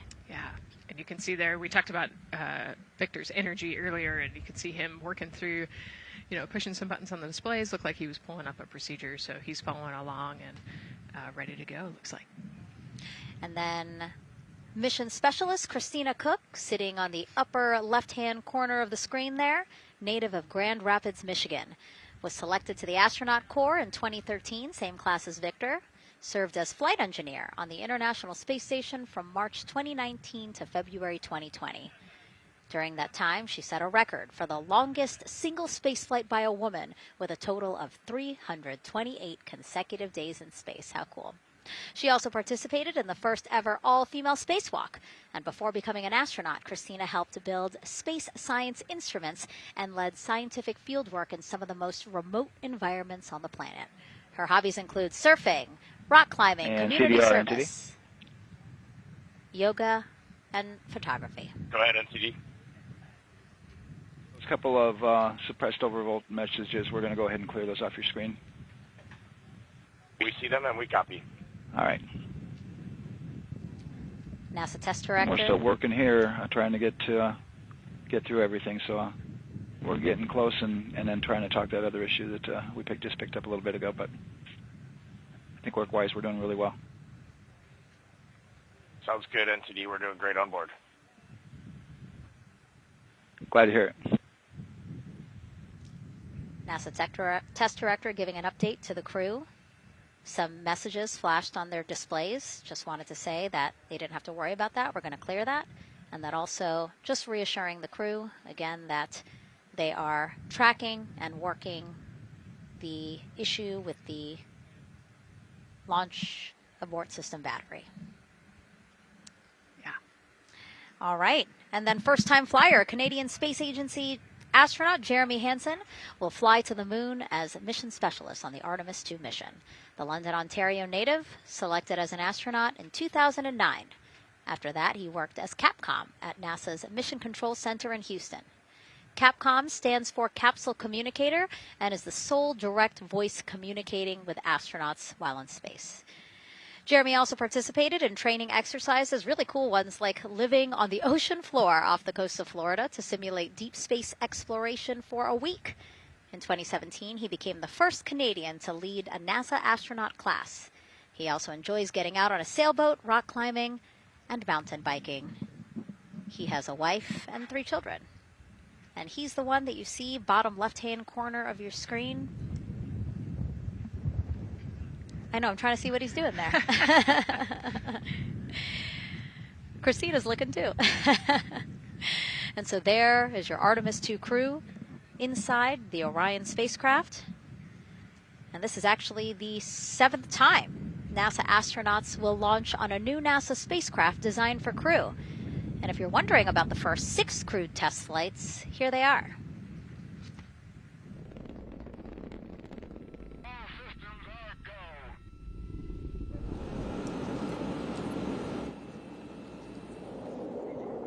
Gemini 3, Gus Grissom, John Young, March 23, 1965. Apollo 7, Wally Schirra, Don Isley, Walt Cunningham, October 11, 1968. Space Transportation System, or STS-1, John Young, Robert Crippen, April 12, 1981. Then NASA's SpaceX Demo 2, Doug Hurley, Bob Behnken, May 30th, 2020, followed by NASA's Boeing crew flight tests. Butch Wilmore, Sonny Williams, June 5th, 2024. And now, Artemis 2 with Reed, Victor, Christina, and Jeremy. It is really surprising, honestly, to hear that through all these decades, through all these launches we've had, this is only our 7th new vehicle that we're testing for crew. Yeah, you know, we have so many different missions that we think about and we talk about, but really 7 vehicles that we've tested and that we're flying. You know, I like to think of spaceflight really as a permanent test, right? We have, you know, hundreds of missions or so. You know, an airplane that gets tested and then flown has thousands of data points. And so really spaceflight is always going to be in the test field. And I think it's important to remember that, especially as we put humans on rockets that we never have before, or for the 7th time we start a new vehicle and a new mission. Just getting word now that White Room closeouts are complete. And so the closeout crew is preparing to leave the pad. It's exciting stuff. We are making good time, and the closeout crew is doing really well. 41 minutes, 43 seconds and counting until the opening of our window. And Artemis 2 is a 10-day mission that will send the 4-person crew on a journey around the moon and back to Earth. It will be a critical step towards future lunar and Mars missions.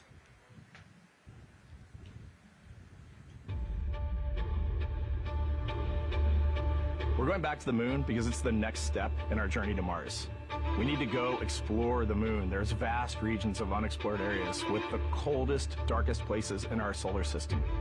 This is a test mission, and when we get off the planet, we might come right back home. We might spend 3 or 4 days around Earth. We might go to the moon. That's where we want to go, but it is a test mission, and we are ready for every scenario as we ride this amazing space launch system in the Orion spacecraft. But another reason we're going back to the moon is to fulfill NASA's mission, which is to explore the unknown in air and space, to innovate for the benefit of humanity, and to inspire the world through discovery. And when we succeed and when we accomplish the things that we set out to accomplish, that inspiration not only can set up new things to happen, but it also is a reminder in tough times that we're capable of doing great things when we work together. The thing I love about the moon is that it's not just a beacon for exploration and this platform of possibilities for incredible missions like this, but it has benefits. That's actually why we're racing towards it. Those benefits are really wide in nature. You have everything from innovation, technology development, not only for future missions going deeper into the solar system, but technologies that come back to Earth. You have inspiration, a whole generation of people starting this pipeline of STEM workers and manufacturers and operators that are excited to see what you can do when you work hard and you come together as a team. When I think about the 4 of us flying around the far side of the moon, seeing that Earth rise, taking images and video and sending them back to you, the feeling that I have inside is hope. We know that Artemis 2 is not the solution for humanity on planet Earth, but it is a contribution in the positive column. We hope that just for a moment that people will pause and say, wow, it's extraordinary when you look back upon the Earth with over 8 billion people. And you see this concrete example of what humanity can do, this extraordinary thing when we set big goals And CDR entity to achieve them.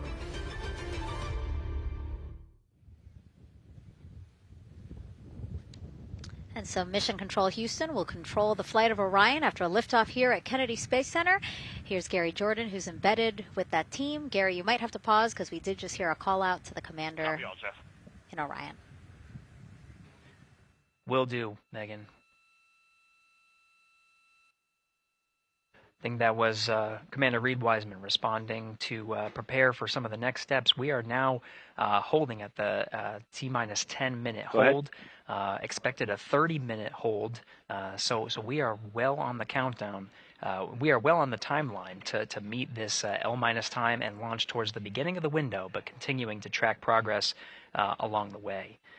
Again, I'm here with the Artemis 2 flight control teams in Mission Control Houston. The team in the room behind me has been monitoring the countdown and verifying their own mission-specific launch criteria of the Space Launch System, the Orion spacecraft integrity, and its crew. During the final poll before launch, if all looks good from each of the flight controllers in this room, Flight Director Judd Freeling will report a go for launch from Houston Flight. Upon liftoff, teams here take control of the mission and communicate with the crew while they fly on the Space Launch System. This phase of flight is highly dynamic, and each console position has a dedicated and important role of looking after critical systems. You'll hear calls from Capcom and NASA astronaut Stan Love in this room to the Artemis 2 crew as milestones are reached during the more than 8 minutes of powered flight on the core stage. Liftoff and Ascent are just the beginning. This room will be staffed around the clock over the next 10 days to oversee every moment of the mission through splashdown. Here from the Johnson Space Center, we'll be streaming the mission live 24/7 so anyone can follow the crew's journey, take peeks inside the spacecraft, and share the experience of a lunar flyby with astronauts looking down at the moon's surface. Teams here have been rehearsing tirelessly in simulations to throw every conceivable and inconceivable scenario their way. We are ready and eager to begin the Artemis 2 mission. Still milestones to come as we continue the countdown, but we'll be right back with you during the ascent phase of today's flight. With that, Megan, I will send it back over to you at the Space Coast. Thanks so much, Gary. Under 37 minutes until the opening of our 2-hour launch window, 6:24 p.m. Eastern. I've never been more excited for a time.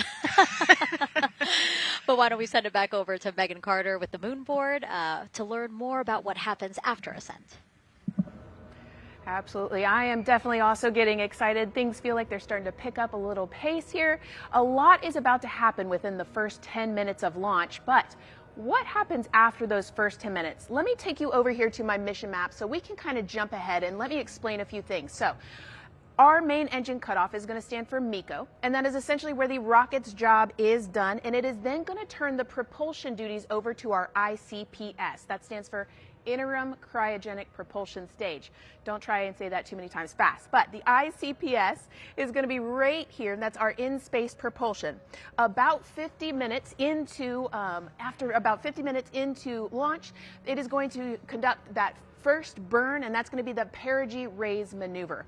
Essentially what that is going to do is going to raise the spacecraft from a lowest point of Earth just a little bit higher into space, and then they are going to conduct that nice path. It's going to set them on that nice circular path around the Earth.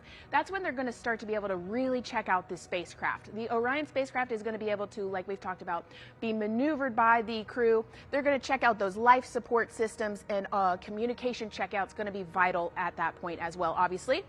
Then they will be conducting that another burn, and that's going to raise them just a little bit higher again. And then they will, it'll be about time for the ICPS to separate, and they will start another lap around the Earth as well.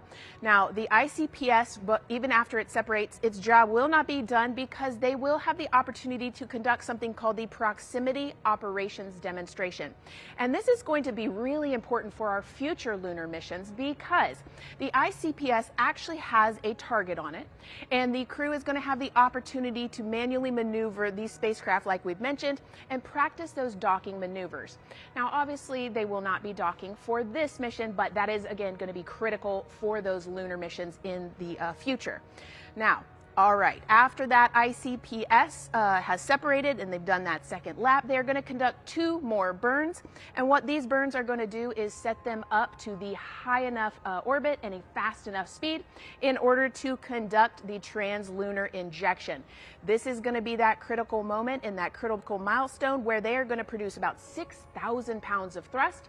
And this is that point that is going to take them out of low Earth orbit into deep space, and it's going to set them on that nice path towards that lunar flyby. And I know we have talked a little bit about why this could be a record-breaking flyby and journey to the moon. And with that, I'm going to turn it back over to Megan so she can tell us just why. Yeah, she's talking about the distance record set by the Apollo 13 astronauts in 1970. They were 248,655 miles away from Earth, and this Artemis 2 crew might surpass that on flight day 6 when they fly around the moon by more than 4,000 miles. Yeah, it's a long ways. It's tough to fathom 250,000 miles from Earth, right? I mean, space, the space station is only 250 miles, and so we're going, I don't want to do public math, but we're going much further than that. But it's important, right? Because we want to get back to the moon. We want to see the surface. We want to see the far side of the moon. And the way we do that is by breaking distance records. Yeah, and the exact distance record depends on exactly when they launch, like the time, the day. So we'll learn more as we go into this 10-day mission with the Artemis 2 crew. But here we are, 32 minutes, 50 seconds and counting from the opening of our launch window. Feels really, really surreal here as more and more people come to gather on the press site lawn here at Kennedy Space Center. Why don't we take a look at this video that we have here? Some familiar faces who wanted to wish our Artemis 2 crew a safe journey. Reed, Victor, Christina, and Jeremy, you are the real deal. You're flying to the moon for all of us, and we are in awe. You're the true heroes. You are not just astronauts. You are pioneers, venturing deeper into the unknown. But you are not alone. We will be all cheering you on from planet Earth. Hey, I'm Victor Wembanyama, and I play basketball in the NBA. But I'm not only interested in shooting hoops. I'm also interested in shooting stars, dark matter, and all other types of astronomical phenomenon. And to the Artemis 2 astronauts who are shooting for the moon, I wish them good luck and Godspeed. Hi everybody, I'm Ryan Gosling and I play a biologist who goes to space to save the planet in the film Project Hail Mary. But the Artemis 2 astronauts are going to space for real, and they will travel farther from Earth than any humans in history. Sending all our best wishes to the Artemis 2 crew. I just want to say how proud I am of each of you and how inspired you make me. But it's not just about me. Your mission is going to inspire future generations of scientists, engineers, athletes, and dreamers to do something that they never thought possible. Hey, it's Roy Wood Jr., and I want to wish the Artemis 2 crew a happy and safe journey to the moon, well, around the moon, to go around. I know what you're doing. You got to look for a parking space. This is to go around the moon, make sure it's somewhere to park, and then you park journey. Good luck. It's actually a really good way to explain what how this mission builds. Again, we are hoping to land astronauts on the surface of the moon in maybe 2 years. So yes, we are looking around the moon on this lunar flyby mission to see where we might park. Thank you, Roy Wood Jr. Okay, and as we look at this live view of the rocket on the pad, there is a spectacular place here at Kennedy Space Center to watch launch from, and that's the Banana Creek viewing area. Why don't we go back there where the crowd is excited, and Leah has the best assignment ever talking to people who are super excited about being here for Artemis 2. Oh my gosh, Megan, you talk about the excitement being palpable. I'm telling you, everybody here on pins and needles as we get just about half an hour away from launch. I've been walking around talking to people, and I'm just struck again and again by how many people are here from across the agency. I want to introduce you to just a small portion of the people across NASA who have been supporting this mission. Patty Ortiz, NASA Armstrong Flight Research Center, Orion program. Orion. Kathy Graves, Glenn Research Center, Office of STEM Engagement. David Alexander, NASA Glenn Research Center, Office of STEM Engagement. Jennifer Becerra, Johnson Space Center of the Office of STEM Engagement. Here we go. Right back here. Where are you from? I'm from NASA Glenn Research Center, Joseph Pinakitis. Joseph, here we go. Wes Furman from APL.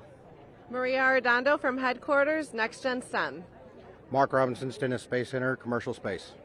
Amira Flores Armstrong, Office of the STEM Engagement. Molly Kearns, NASA Glenn, Space Communications and Navigation. Matthew Pierce, Goddard Institute for Space Studies in New York City. Here we go. And right over here. Lauren Ring, Ames Research Center, Data Integration. So we're coming together. We're one big NASA team, one big NASA family, and we have one major message before we launch tonight. Okay, guys, what are we going to say? 1, 2, 3. Go Artemis!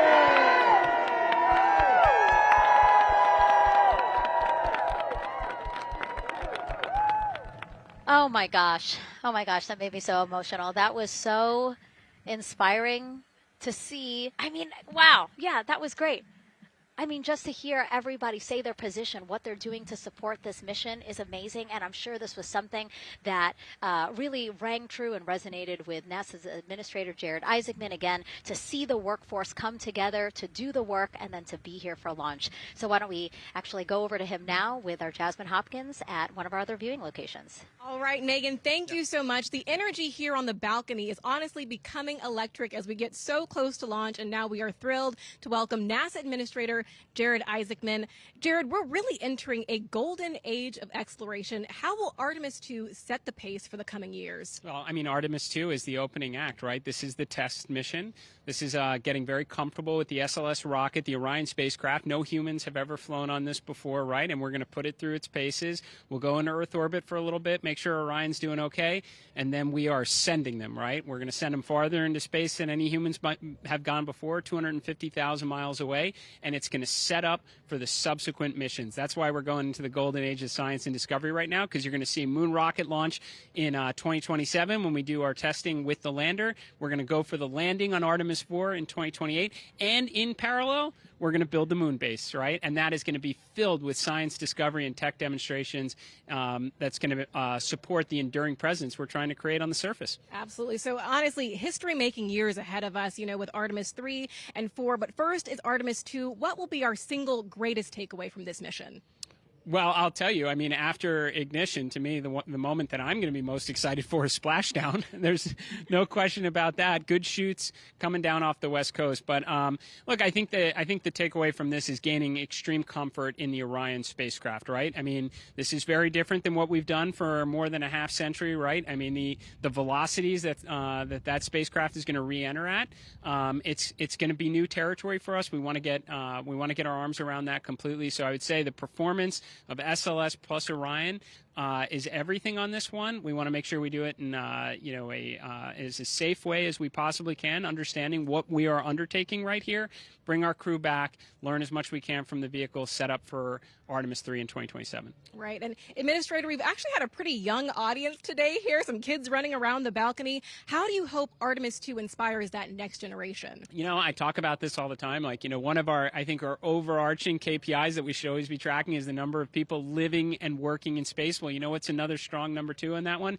It's the number of kids that are dressing up as astronauts for Halloween, so that they grow up, that they're inspired to want to join in this grand endeavor, whether they come work with us here at NASA or they join in industry, but they're helping humankind venture out farther, pursue all the secrets of the universe. Yeah, I think we'll see a lot of kids dressed as astronauts this year. And finally, Jared, you've really made it a personal mission to get to know the people behind the work at NASA. Do you have any final thoughts, any final words before today's history-making launch? Yeah, well, one, I want to express a lot of appreciation. I'll tell you what, the 4 astronauts on top of Artemis 2 know this. It takes an army to pull a mission together like this, right? Across all 10 of our centers, all of our commercial partners, the international partners that come together to make this possible. My sincere appreciation for everyone who is currently working the mission right now, so getting them ready for launch, that will be watching over them in mission control, recovering this crew when they splash down off the West Coast. I have complete trust and confidence in your abilities. And everybody else who's not directly working on Artemis 2, Artemis 3 is coming up next year. When this mobile launcher gets back in the VAB, we're going to start stacking. Wow, plenty of excitement ahead of us. Jared Isaacman, thank you so much for being here. Thank you. Thanks for being here. Of course. All right. And with that, let's get back to the countdown with NASA's Megan Cruz. Under 25 minutes and counting from the opening of our 2-hour launch window. And take a look at all these people behind us. I literally, every moment I turn around and I see the clock, I am like, oh, wow. Oh, wow. There are more people and less time. Yes, exactly, which is a great problem to have. Yes. Now, this first crewed test flight of NASA's Artemis program coincides with the 250th anniversary of our country's founders signing the Declaration of Independence. Exploration is a part of America's DNA, and it continues now with our return to the moon. 250 years ago, 13 colonies laid the foundation for the greatest and most enduring democracy in the history of the world. One driven by courage, faith, and freedom. From that moment, we became a nation defined not by where we stood, but by how far we were willing to go. We conquered vast frontiers, invented tools that shaped a modern world. We found light in the dark, and we rose from the earth. Faster, higher, farther. We pushed beyond the sky and into the unknown. We carried our courage into the cosmos, and we planted the American flag on the moon, the defining achievement of American superiority in space. Today, our curiosity stretches farther than ever. American robots search ancient rivers on Mars. New telescopes unfold to glimpse the first stars. And a new generation prepares to return to the moon, this time to stay. For 250 years, America has carried the light of humanity forward. But American exceptionalism isn't inherited. It's earned. Our greatness comes not only from what we've done, but what we're still determined to discover. Because in every era, across every horizon, America is at its best when it's reaching for something greater. America celebrates 250 years, and we are leading the world into the future.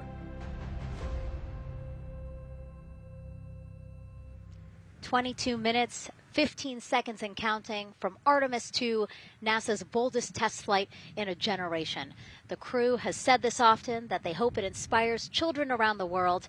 And recently, a group of kids here at Kennedy Space Center got a surprise of a lifetime while watching that rocket roll to the launch pad.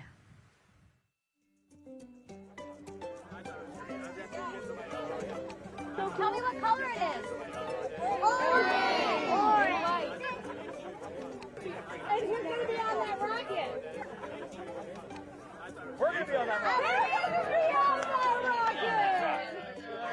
I can make it a little bit longer. Did you see it? Okay, so everybody's looking at the rocket because it is kind of cool and impressive. One of the coolest things happening over there right now, though, is it's on top of a giant tractor. Doesn't all food come in like tubes? It's in these like little plastic bags. You have to like rehydrate it. Sushi. There's not. I haven't seen sushi in space. It's probably hard to keep that back. Directed sushi mashed together. My favorite part was this one little girl. She had a question. She had patiently held her hand for a long time, and Christina turns to her and says, "Okay, what's your question?" She just goes, "I forgot." It was like, that's a perfect little kid moment. I just love it. Wait, are you my mother's cats too, astronauts? What? Say that again? Never mind. It is hard to say. Go Artemis! These two? Yeah. Yeah. There you go. I like your dabbing astronaut back there. It's just so fun to see the enthusiasm, the energy, and a little bit of chaos. 3, 2, 1. Wasn't that so cute? I love kids and their excitement and, you know, even just being real. Like, I don't remember what I I was know, gonna he ask. goes, but I'm glad you're here. Now here we are, Space Center Houston. The crowd has exponentially grown throughout the day. We started showing you live shots from in there probably an hour ago. And now take a look at all the people there getting ready to witness history together. It's something really special to be able to witness something like this together. Yeah, you know, we've heard from celebrities and officials and kids, and, you know, it's amazing. People from all around the world came here today to Florida to watch, so it's something, it's hard to put into words, just how much support for this mission we're seeing today. And great news, too. Remember, the team was tracking an issue with the launch abort system battery. They appear to have cleared that issue, so we are go for launch. Yes, it's exciting.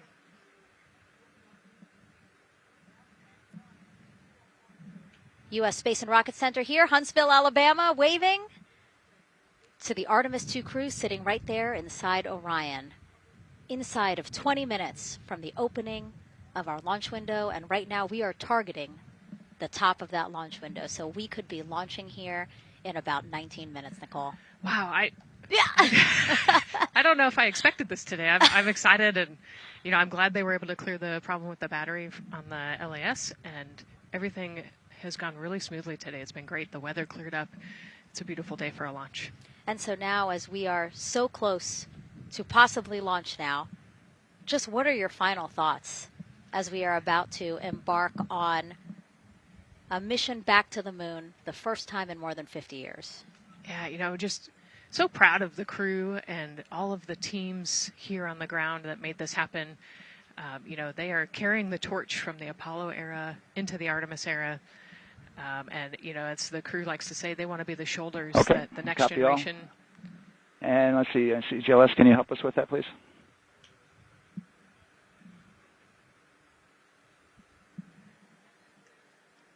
They want to be the crew wants to be the shoulders that the next generation can climb on. 001. You know, I think it's in their patch. We're going for all. It's in the name of their capsule, integrity, representing humility and the professionalism of everyone that got them there today. So proud of them. We love them. We're excited for them, and we cannot wait to see what they see. Just leveraging everything we've learned so far as an agency, taking us from Apollo now to the launch pad here, 39B, with Orion and SLS poised to again fly us into the history books. And before we leave you now here at the host desk to get back into operations, we just wanted to answer one question for you guys. We asked you earlier on today, what are you most excited for? And we asked you to go vote on Instagram and Twitch. Instagram, you guys said launch. Twitch, you guys said lunar flyby. So I think you guys will all be very excited since we are now about 17 minutes from the opening of our launch window today. And so with that, as we approach terminal count, let's send it back to Daryl Nail in Firing Room 1. Daryl. All right, thank you, Megan and Nicole. And just want to give you an update on the launch abort system that you just reported that they cleared. They believe, they're convinced, this is an instrumentation failure. So there are 2 batteries on the LAS. The LAS, of course, and with the help of my 2-year-old son's model rocket, Daniel said I could use this, so it's okay. The LAS is right here. It's the tower above Orion.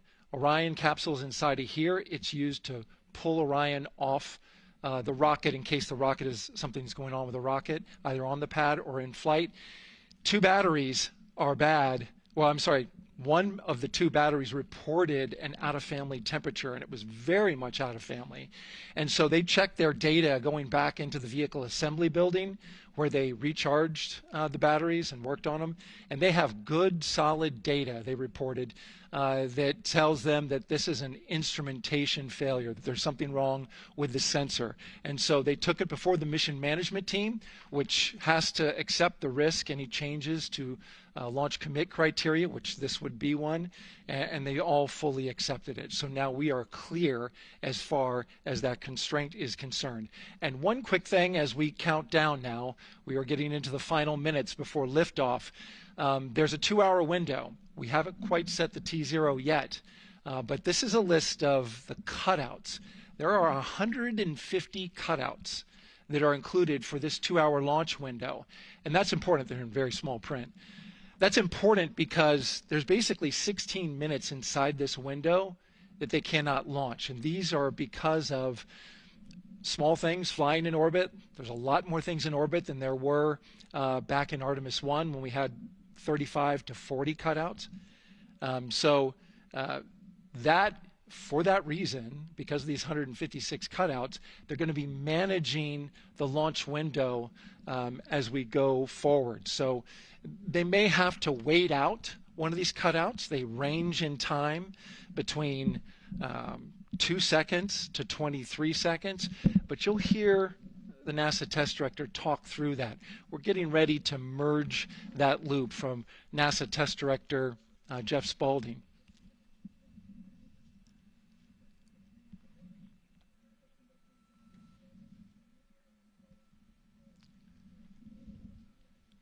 And so now I'm listening to the launch team get ready to merge their operational channel.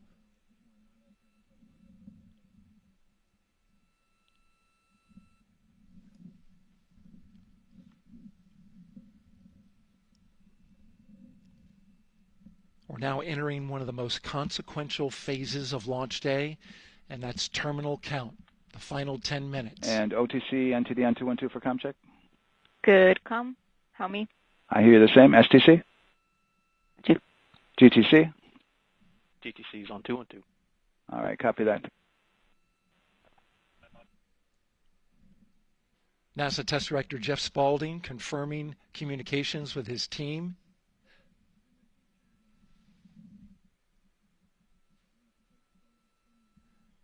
There will be 2 polls that we'll hear. One from Spaulding, the NASA Test Director, confirming the ground systems and the launch team are ready to proceed. At this point, we have a clear board,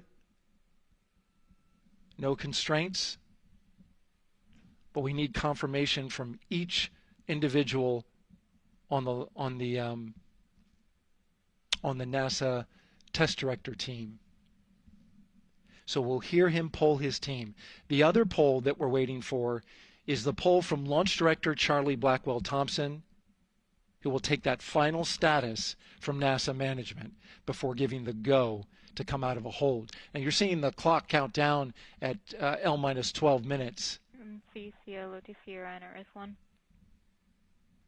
CCL. Yes, sir. Reconfigure ARS primary loop ISO valves. Copy, that's in work. And CDR, OTC, Orion, RS1. Go. ARS loop ISO valves are being closed at this time. Integrity copies. NGDLP. Go. Yes, I had a discussion with sea ice and with MER manager regarding the observation the sea ice had a few minutes ago. They were able to confirm with BCI photos that the condition that they observed has been there since 2025. MER manager has had a chance to review the findings, and they do not have any constraints from either a sea ice or MER manager perspective. Okay. Copy all. And Launch Director, NTD, you copy? Yes, sir. I copy. That's good news. OTC, CCL 212. OTC. ARS primary loop isolation valve configuration is complete. Copy.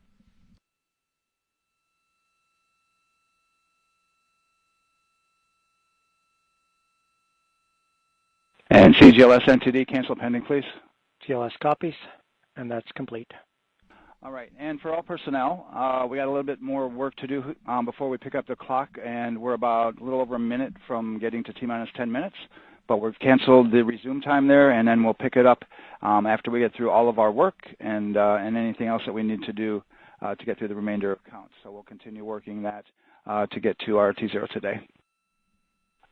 So when we get to about 50 seconds from now, we'll extend that hold. CVSE, OTC. CVSE. 400-290, looking to verify that we are configured for Ascent. Yep, give me about 2 more minutes. I'm going to start CMA2 streaming. Copy. NTD, COSE, hold requested. Copy that. I have an LCC violation of O-CT-004, S-band transponder anomaly. This was a transient LCC violation, so transponder 1 had a demodulated SNR estimate that went down to 2 dBm when it should have been between 10 and 13, it is now back up to 12, but we did lose that for just a moment. It does not appear that we lost our bit sync or carrier lock, which would be indicative that we lost our lock with the vehicle. So at this point, recommendation would still be go. However, we do have a pre-planned contingency procedure if we want to look at that. But again, this is transient, so we're back in a nominal range. All right, let's see, LPE NTD. Yeah, we're not seeing that hit. So I guess the question for COSE, was that less than 3 samples? Is that below our persistence? Stand by, let me look. It did look like it did persist for several seconds on mine, but let me take a look at the number of samples. Could I get a repeat on the affected LCC, please? Yes, ma'am, that's going to be O-CT-004. Thank you.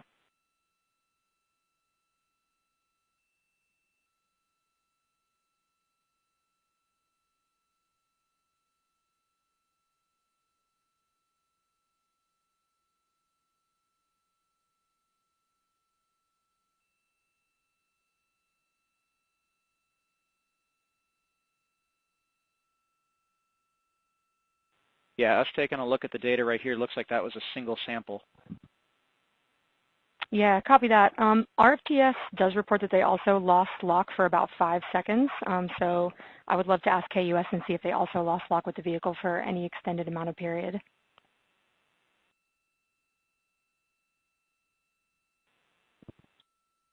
And COSE, while we're doing that, these are 1/10 hertz measurements, correct? So we would have had to lose it for over 10 seconds to get a second sample?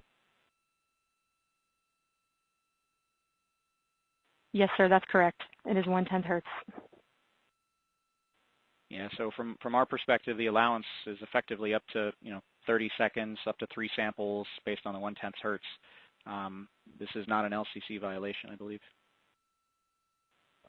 Yes, sir, I would agree with that at this point. Copy that. We're checking with KUS on 232. I don't think they have 212 access. We're trying to verify, but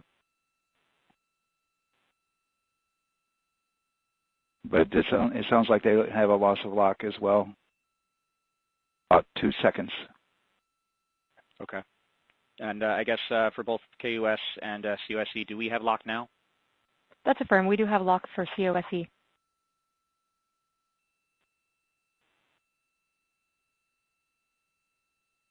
Yeah, so from the integration console perspective, we did have a temporary loss there within the allowable, and per the requirement, let's go. This is Houston Flight. We have lock and we have good telemetry here in GSE. And KUS has reported too, they have good lock now. So with all of that, OSC, then are we in a go configuration per your LCC? Yes, sir. Recommendation would be go. Okay. LP, you concur with that? Yes, sir. LP concurs go. And Launch Director? Yes, sir. Launch Director concurs go. All right, and I'm going to go ahead and just verify everybody has everything else complete, Launch Director, and if we do, we'll be ready to pick up the poll at that time, unless there's something else that you're aware of. No, sir. Let's verify all our work is complete, and I would like one last check of our constraints list. All right, let's see. OTC, are you still waiting for ComConfig, or are you complete? That is affirmed, sir. Okay, yeah, is that your only open item?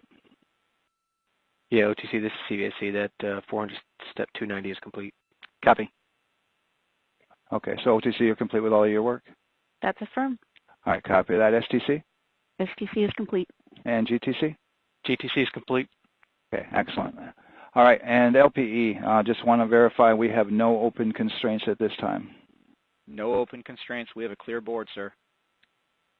Okay, tracking the same here. And Launch Director, with that, we are clear and ready to pick up the launch readiness poll with your go. All right, sir. I am go for the poll. All right. And for all personnel, this is the NTD conducting the Artemis 2 launch readiness check. Verify ready to resume count and go for launch. OTC. OTC is go. STC. STC is go. GTC. C's go. MCO. CO's go. Safety Console. The Safety Console is go. LPE. LPE's go. RTD. RTD's go. Houston Flight. Houston Flight is go. ROC. ROC is go. And CDR. Crews go. Copy that. Thank you, Reed. And Launch Director NTD, our launch team is ready to proceed at this time. All right, NTD, I copy all. At this time, I'll perform my poll. Attention on the net. This is the Launch Director performing the final poll for launch. Verify no constraints and go for launch. EGS, Program Chief Engineer. Artemis Chief Engineers are go. Copy, thank you. EGS, Chief Safety Officer. The Artemis CSOs are go. Copy, thank you. Range Weather. Launch weather is go. Thank you, LWO. And Artemis MMT Chair. MMTs go. Thank you, John. And Integrity Launch Director. Good to hear your voice, Charlie. PLT. Thank you, Charlie. This is Victor. We are going for our families. MS1. This is Christina. We are going for our teammates. MS2. This is Jeremy. We are going for all humanity. All right, Charlie, your Artemis 2 crew is go for launch. Full send. I copy that. Reed, Victor, Christina, and Jeremy. On this historic mission, you take with you the heart of this Artemis team, the daring spirit of the American people and our partners across the globe, and the hopes and dreams of a new generation. Good luck. Godspeed, Artemis 2. Let's go.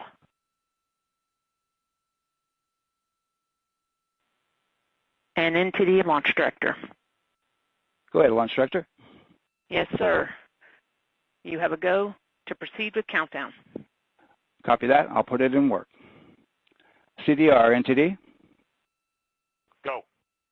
Gear risers and initiate short purge per your EPROC 10.1.1, steps 8 and 9. 10.1.1, 8 and 9 going to work. Copy. CVSE NTD. Start and verify recordings of our Orion cameras. Copy. Okay. Well, there you heard it. RSR NTD. RSR. They're getting ready to start terminal count. arm rotation enable at this time, please. It's currently at T-minus 10 minutes.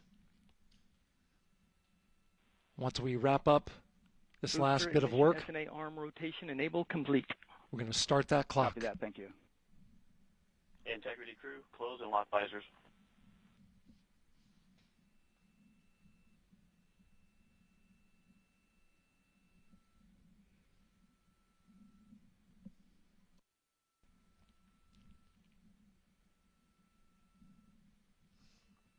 You heard an issue, worked in real time with telemetry lock on the Orion. It was transitory. It was very short.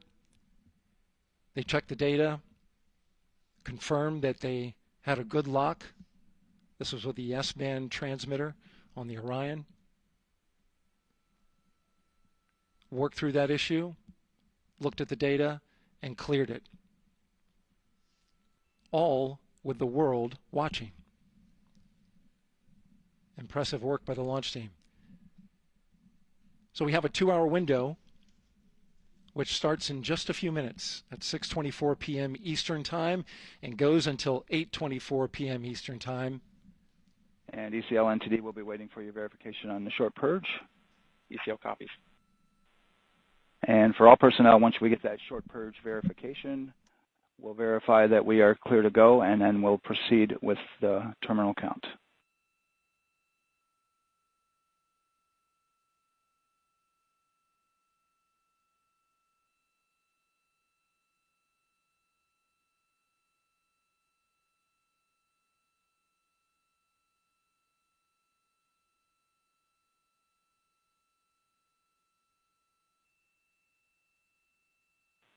ECL time estimate? About a minute. Copy.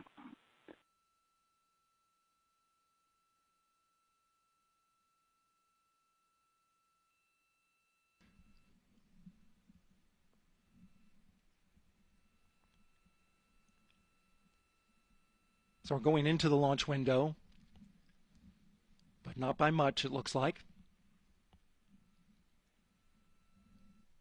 just wrapping up some final work. And once that's completed, you'll hear NASA Test Director Jeff Spaulding ask for the ground launch sequencer operator to go ahead and start the clock. The ground launch sequencer is an application software. It runs on top of the launch control system in the firing room, acts like a conductor of an orchestra, executing hundreds of commands in precise order and timing. It's all autonomous. Entity CCL 212, short purge initiation is verified. All right, copy that, and we're verifying our constraints.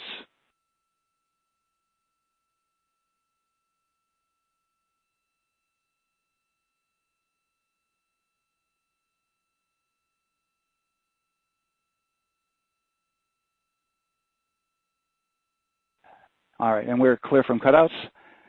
And with that, we're going to resume the clock momentarily.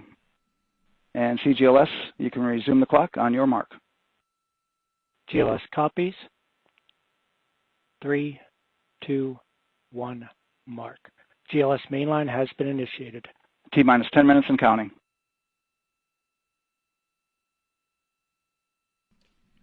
And that begins terminal count. Our new T0 is 6:35 p.m. Eastern Time. 6:35 p.m. Eastern Time. We are now counting down to liftoff of Artemis 2.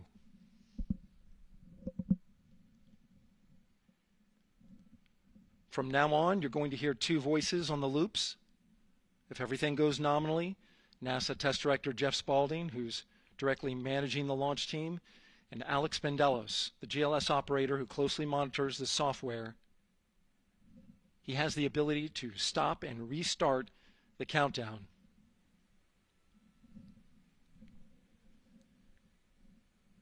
A lot of people ask about whether there's a launch button. There certainly is not. Flight and Rock, our new T0 is 22:35:12.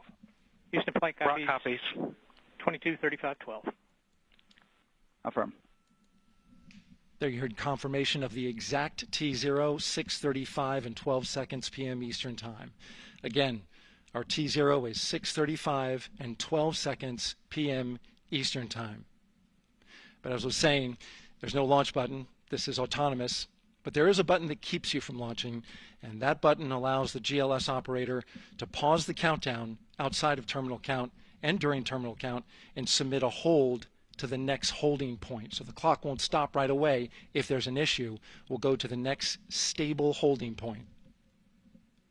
This is how GLS configures the rocket and ground systems to a stable point where they can stop the countdown if that's needed.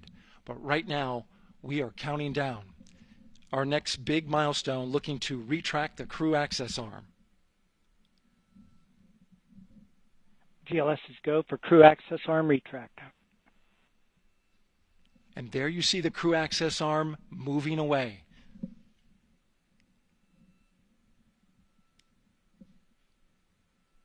That's the path that the astronauts took to ingress into the rocket.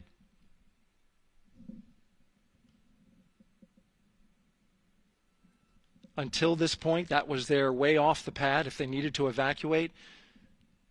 But now with that arm retracting, the backup transitions to a launch abort system. And they'll begin arming that shortly.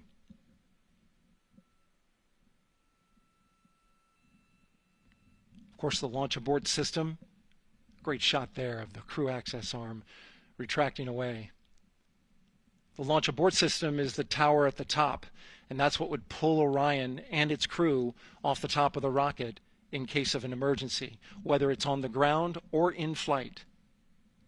This is critical safety hardware that protects the lives of the astronauts.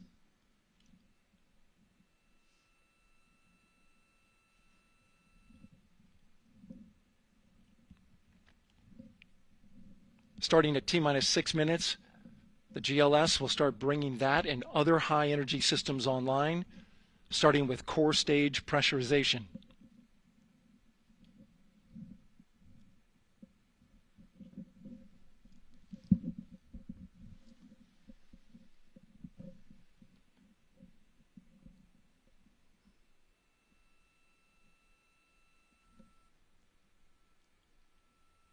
Weather is 90% go.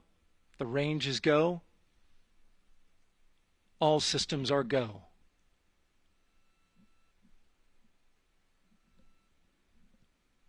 GLS is go for core stage tank pressurization. That means the replenish valve for the liquid hydrogen tank has now closed, and that tank is beginning to pressurize to flight levels because that hydrogen is naturally boiling inside the tank.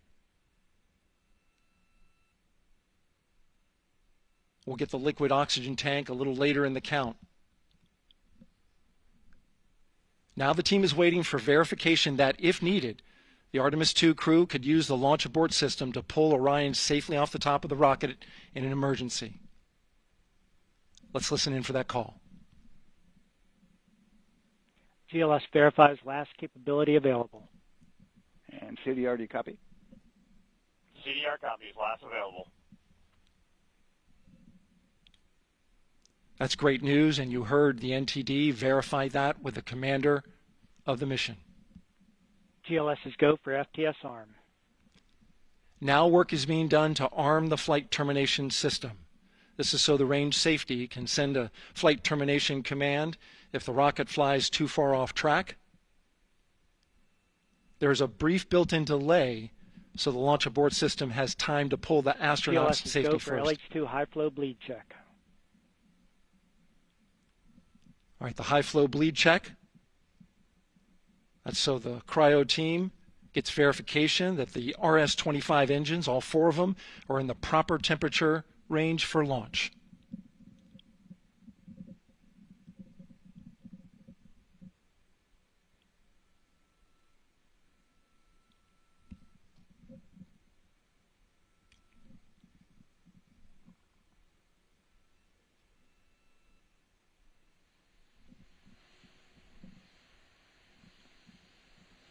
GLS is go for core stage APU start.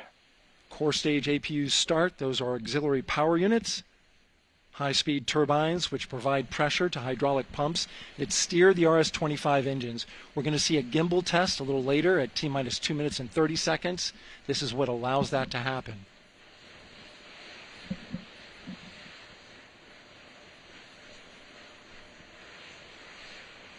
Coming up in about 20 seconds. We're listening for go for purge sequence 4. That's a helium purge of the 4 core stage engines downstream of the propellant valve. This gets all the air and moisture out of there.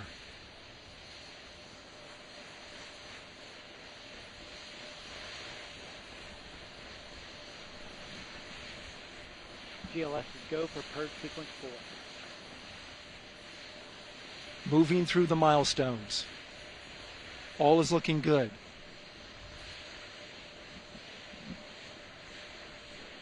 Coming up in just a few seconds, we're going to get that thrust vector control actuator test. This is a gimbaling of the engines.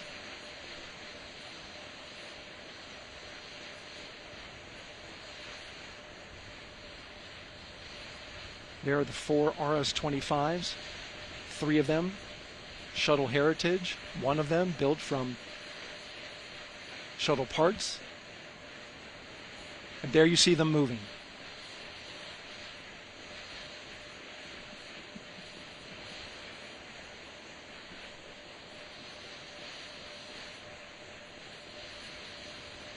Now we're going to start moving the power from both the upper stage and the lower stage of the rocket to internal, taking ground power away and now going to battery power.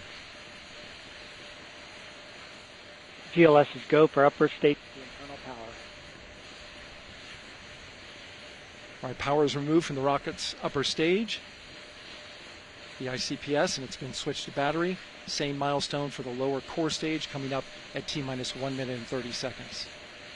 Right now, the 4-person Artemis II crew is 248,000 miles away from the moon. And if all goes well, they will fly by it in 6 days. GLS is go for core stage to internal power. All right, there's the rocket's core stage, which houses 3 flight computers, is now on its own power. There's no more hold time because there's no more margin on these batteries. So we would have to recycle back to T-minus 10 to recharge if we had a hold.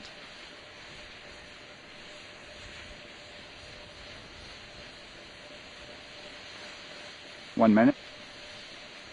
Right now, the rocket does not know what the T0 is, but coming up at T-minus 33 seconds, control shifts from the ground launch sequencer to the rocket's onboard autonomous launch sequencer, or ALS. The rocket will count itself down, but honor any holds that could come from the ground. Now, shortly after liftoff, Houston will take control of the rocket, and my colleague Gary Jordan will take over commentary. GLS is go for ALS. Great call out. The rocket is on its own. 4 brave explorers ready to ride the most powerful rocket NASA has ever launched. Sound suppression water is flowing. 15. And here we go. 10, 9, 8, 7. RS-25 engines lit. 4, 3, 2, 1. Booster ignition. And liftoff. The crew of Artemis 2 now bound for the moon. Humanity's next great voyage begins. Good roll pitch. Roger, roll pitch. Houston now controlling the flight of Integrity on the Artemis 2 mission around the moon. Integrity, AMT high. AMT high. On time, passing 30 seconds into the flights. Integrity passes the alternate beacon. Target milestone. Mission Control Houston seeing good performance on the 4 main engines. Space Launch System core stage. Integrity, 3 miles in altitude. Traveling more than 1,200 miles per hour.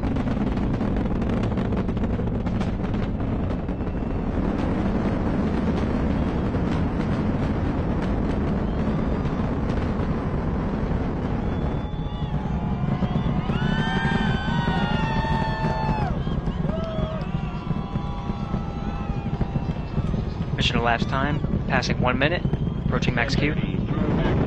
On, Ponce de Leon.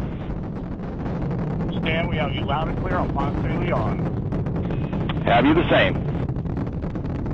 Communication signal transfer confirmed as Integrity and its crew go supersonic. Approaching 90 seconds into the Artemis 2 mission.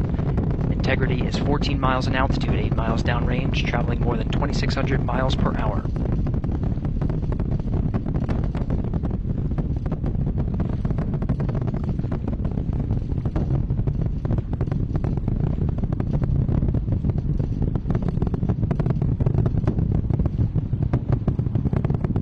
Minute 50 seconds of mission elapsed time, standing by for main engine throttle down to 85%, ahead of solid rocket booster separation, expected at the 2-minute 9-second mark. We see throttle down.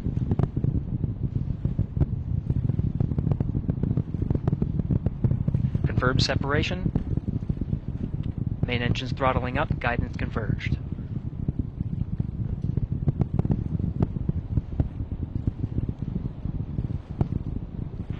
Integrity, guidance converged, performance nominal, upper stage RCS ready. Copy all, Stan. Integrity, SM priming complete. SM priming complete. 2 minutes 45 seconds of mission elapsed time into the Artemis 2 mission. Thrusters on Integrity and upper stage confirmed in a ready state, ahead of service module fairing separation.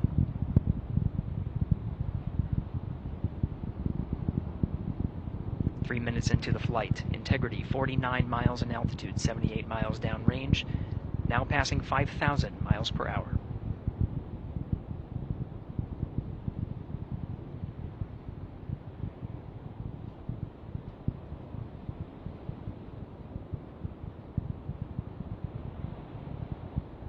Standing by for launch abort system jettison. Houston Integrity, good last jettison, great view. Copy jettison, Team Eco 8+02. We see the same on board, Stan. And Houston has you loud and clear on Tidris at the Carmen line. Outstanding, Stan. We have you the same. 3 minutes 50 seconds into the flight of Artemis 2, Wiseman, Glover, Cook, and Hansen cross the boundary to space with good comm checks.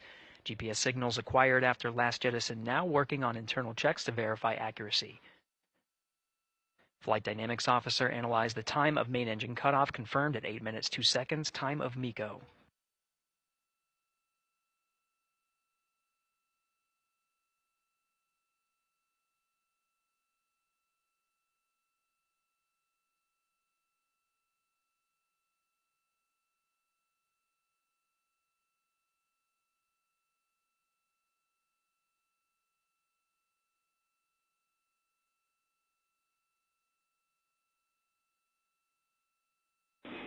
Integrity, GPS processing.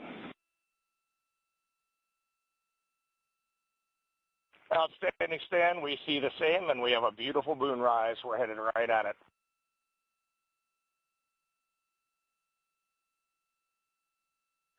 Approaching 5 minutes into the flight, Commander Reed Wiseman confirms he has visuals of his destination. GPS guidance, navigation, and control software finishes internal checks and sends to navigation channels. Integrity, 3 engine press. 3 engine press. On time, now passing 5 minutes 20 seconds of mission elapsed time into the Artemis 2 mission. At this point, 3 good main engines are all that's needed to carry Integrity to a nominal main engine cutoff target. Though at this time, we're seeing 4 good engines here in Mission Control Houston. Integrity, 75 miles in altitude, 330 miles downrange, approaching 10,000 miles per hour.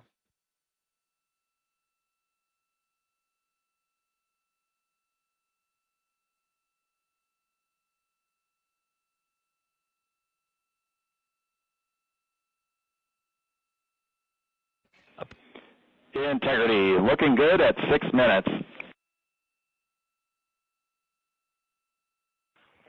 Same on board, Stan. Good trajectory and engine performance. Booster officer will soon report the shutdown plan to Flight Director Judd Friedling, expected at the 7-minute mark. Integrity, 78 miles in altitude, 460 miles downrange. Integrity, expect nominal shutdown. Integrity copies nominal shutdown.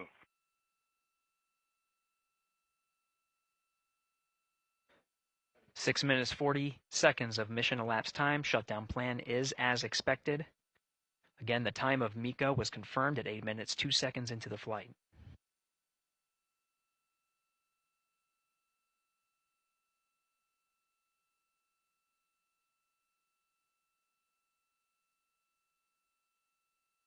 Seven minutes of mission elapsed time.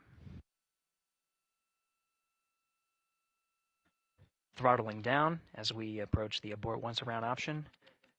Milestone at the 7-minute 30-second mark. Now 84 miles in altitude, 650 miles downrange, traveling more than 15,000 miles per hour. Integrity, AOA open. AOA open. The window is now open for an abort once around option that would target splashdown in the Pacific Ocean. Still following nominal ascent at this time.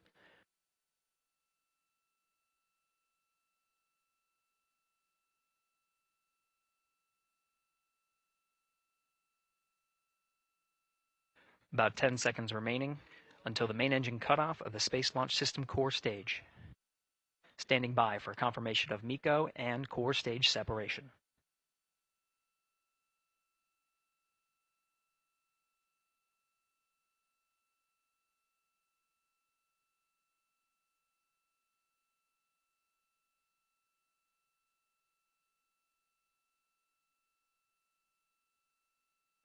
Integrity and nominal MECO, core stage separated.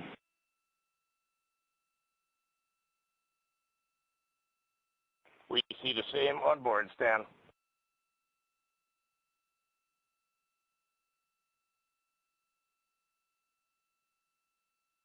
8 minutes 40 seconds into the flight, we have a nominal main engine cutoff heading in the right trajectory on the way to swing around the moon. Core stage has separated, done its job. The Space Launch System upper stage, the Inner Rim Cryogenic Propulsion Stage, or ICPS, still attached to the Orion spacecraft.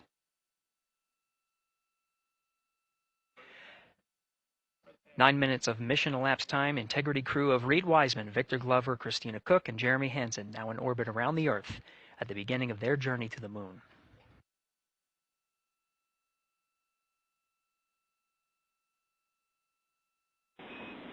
Integrity Houston, looking ahead to PRM numbers so far per the pad.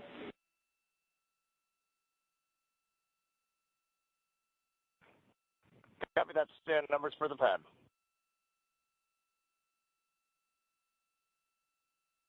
Capcom Stan Loves now reminding the crew that the perigee raise maneuver time of ignition is as expected prior to booster ignition.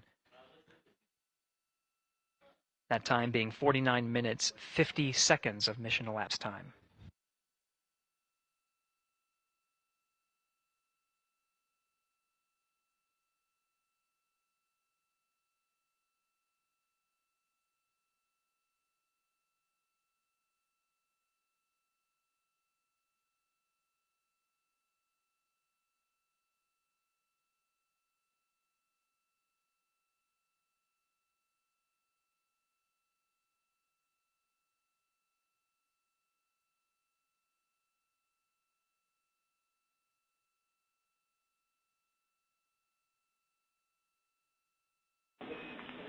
Integrity, good. NEDS deploy.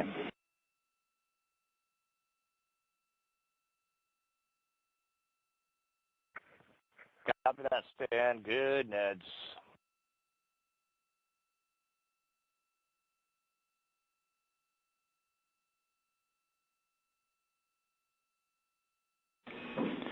And Integrity Houston for PWD setup. Just a reminder, halfway open on the secondary.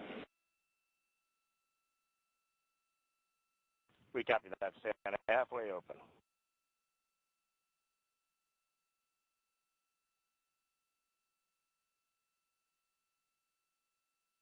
Passing 11 minutes of mission elapsed time.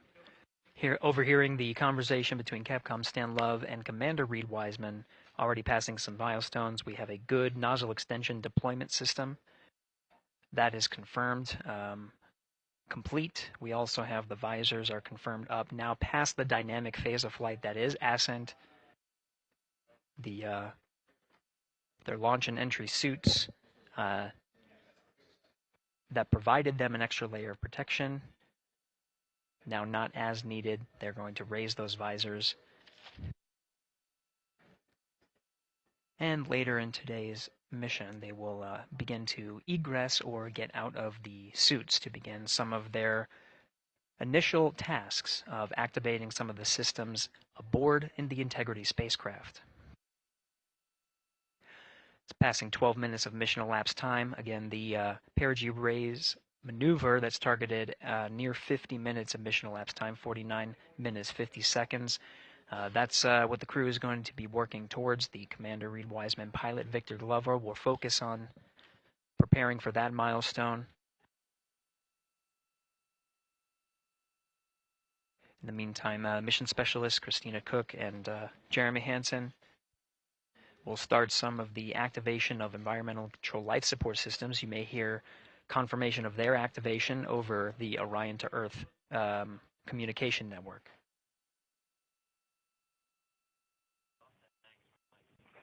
Houston, C3 aux power back in auto. Copy C3 aux, and we're 2 minutes to maneuver.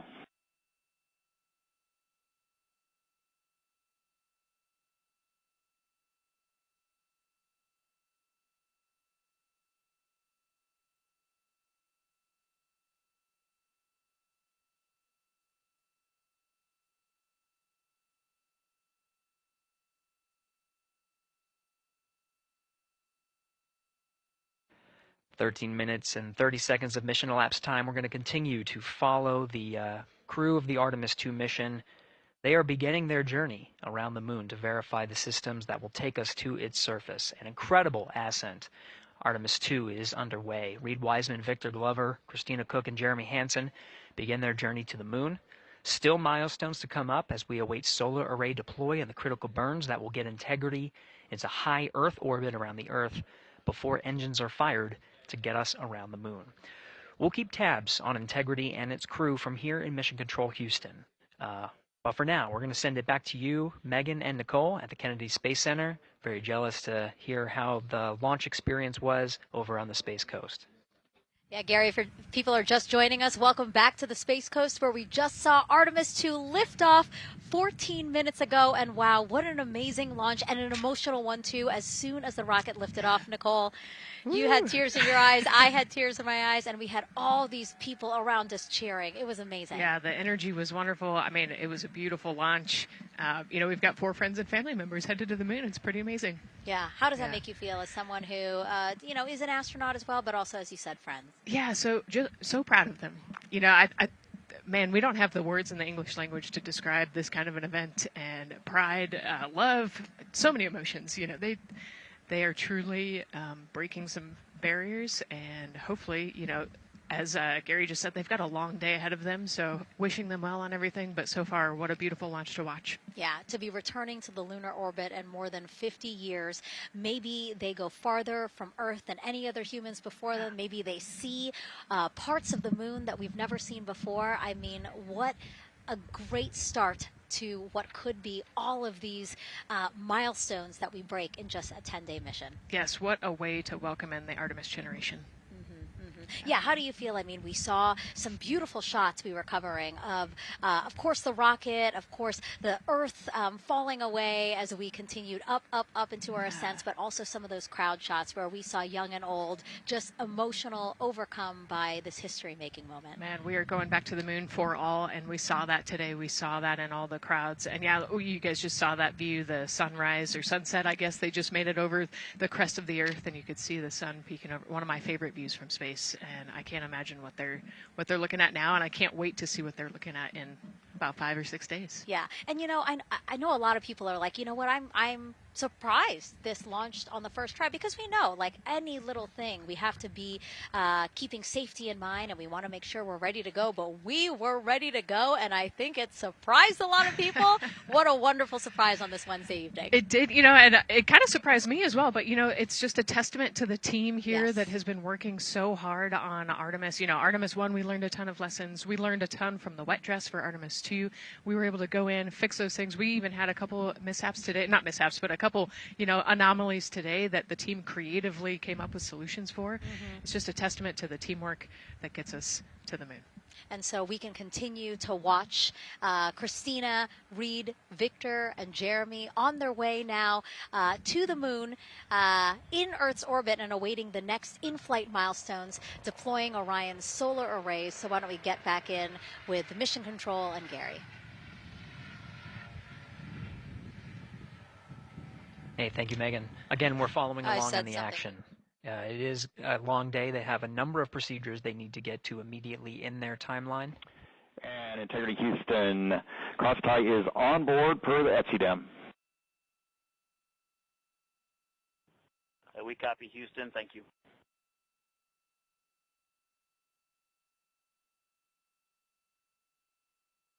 Cross-tie referring to flight controllers here initiating a connection between some of the batteries aboard the Orion spacecraft, allowing for an even distribution of power. This is the flight control teams that took us through Ascent of the Artemis 2 mission today. Right now we're, as you see, passing 18 minutes of mission elapsed time. The Orion spacecraft Integrity and the interim cryogenic propulsion system are maneuvering tail to sun. It is in this orientation, this attitude. Integrity anywhere until that momentary prop caution.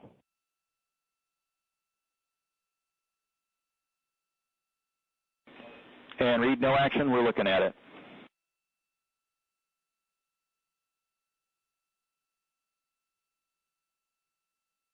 Commander Reed Wiseman verifying what is being routed to his displays aboard Integrity.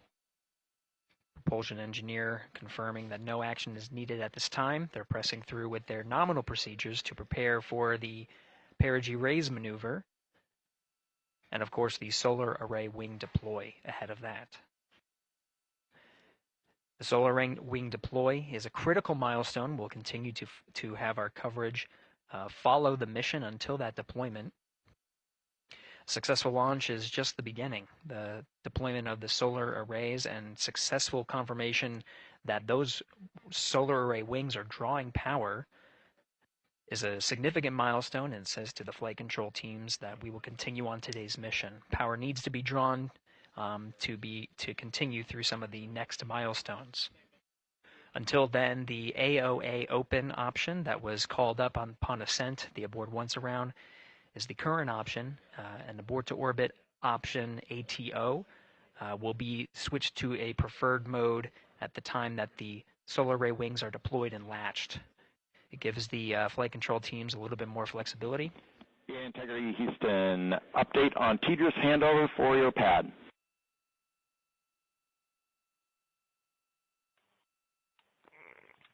Give us just 1 minute. And Stan, you can read it. Ike is ready to copy. Roger. TDRS handover east to west expected 1 second earlier at 5:1 minutes 26 seconds.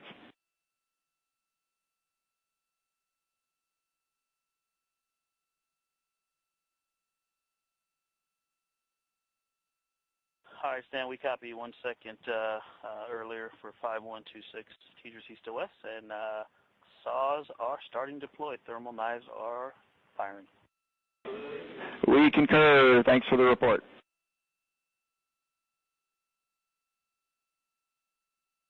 Read back of the reports that you just heard on the Orion to Earth network. Integrity has maneuvered tail to sun. The RL-10 nozzle on the end of the ICPS is pointed towards the sun, and the solar array deployment sequence has begun. With the deployment confirmed, it'll be several minutes until they are what is called in a latched position. Once they are latched and confirmed to be drawing power, they can switch the mode to ATO and continue along the mission. The teacher's handover at the pad, that message meant the crew was provided some preliminary numbers of when to expect handovers between the tracking and data relay satellites. Currently orbiting Earth at an altitude of 545 statute miles above the Earth, they are in a near-Earth network communication system. The tracking and data relay satellites, geosynchronous satellites that are stationed about 23,000 miles above the Earth. After the apogee raise burn that occurs later today, the burn itself will put them in an altitude that surpasses the range of the tracking and data relay satellites, and they will transition to the deep space network today. And Integrity, for prop messages, we see 2 temperature measurements right near the line. It's that momentary message you saw earlier. We're going to suppress those. It's CM helium heater 2 T1 and heater 1 T1. They're going suppressed. Integrity, thank you. We see the same.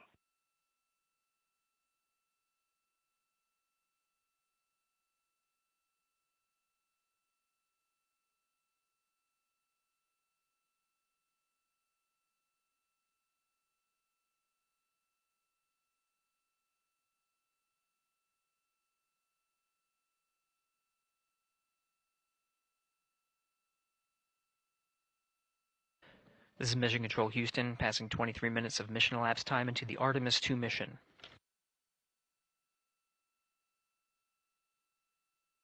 This is after a launch that began at 5:35 and 12 seconds Central Time, 6:35 and 12 seconds p.m. Eastern Time. Right now, the orientation you're seeing from our arrow visualization that translates some of the telemetry that we're getting from the spacecraft and puts it into a model so you can follow along on some of the milestones that we are following here. The RL-10 nozzle that you see at the left end of your screen, though it is currently not firing, that nozzle is pointed towards the sun, and the solar arrays are currently deploying. From this visualization, they look fully stowed in a position. Integrity, we are happy to report that Jeremy has the O2 sensors on. Copy O2 sensors.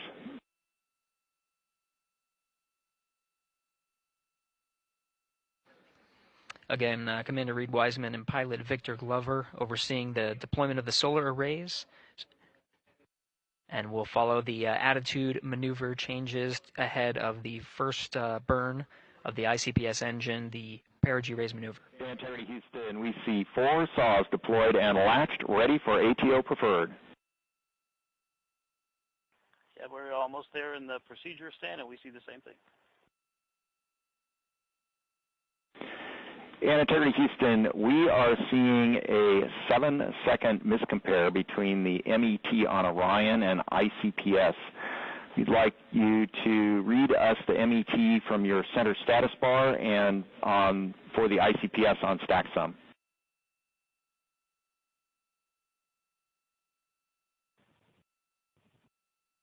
And Stan, we see a absolutely precise alignment. MET 25, 14, 15, 16, precisely aligned with ICPS MET. Copy. Thank you for that. We'll investigate a ground issue. And Houston Integrity, ATO preferred set. Copy. ATO preferred.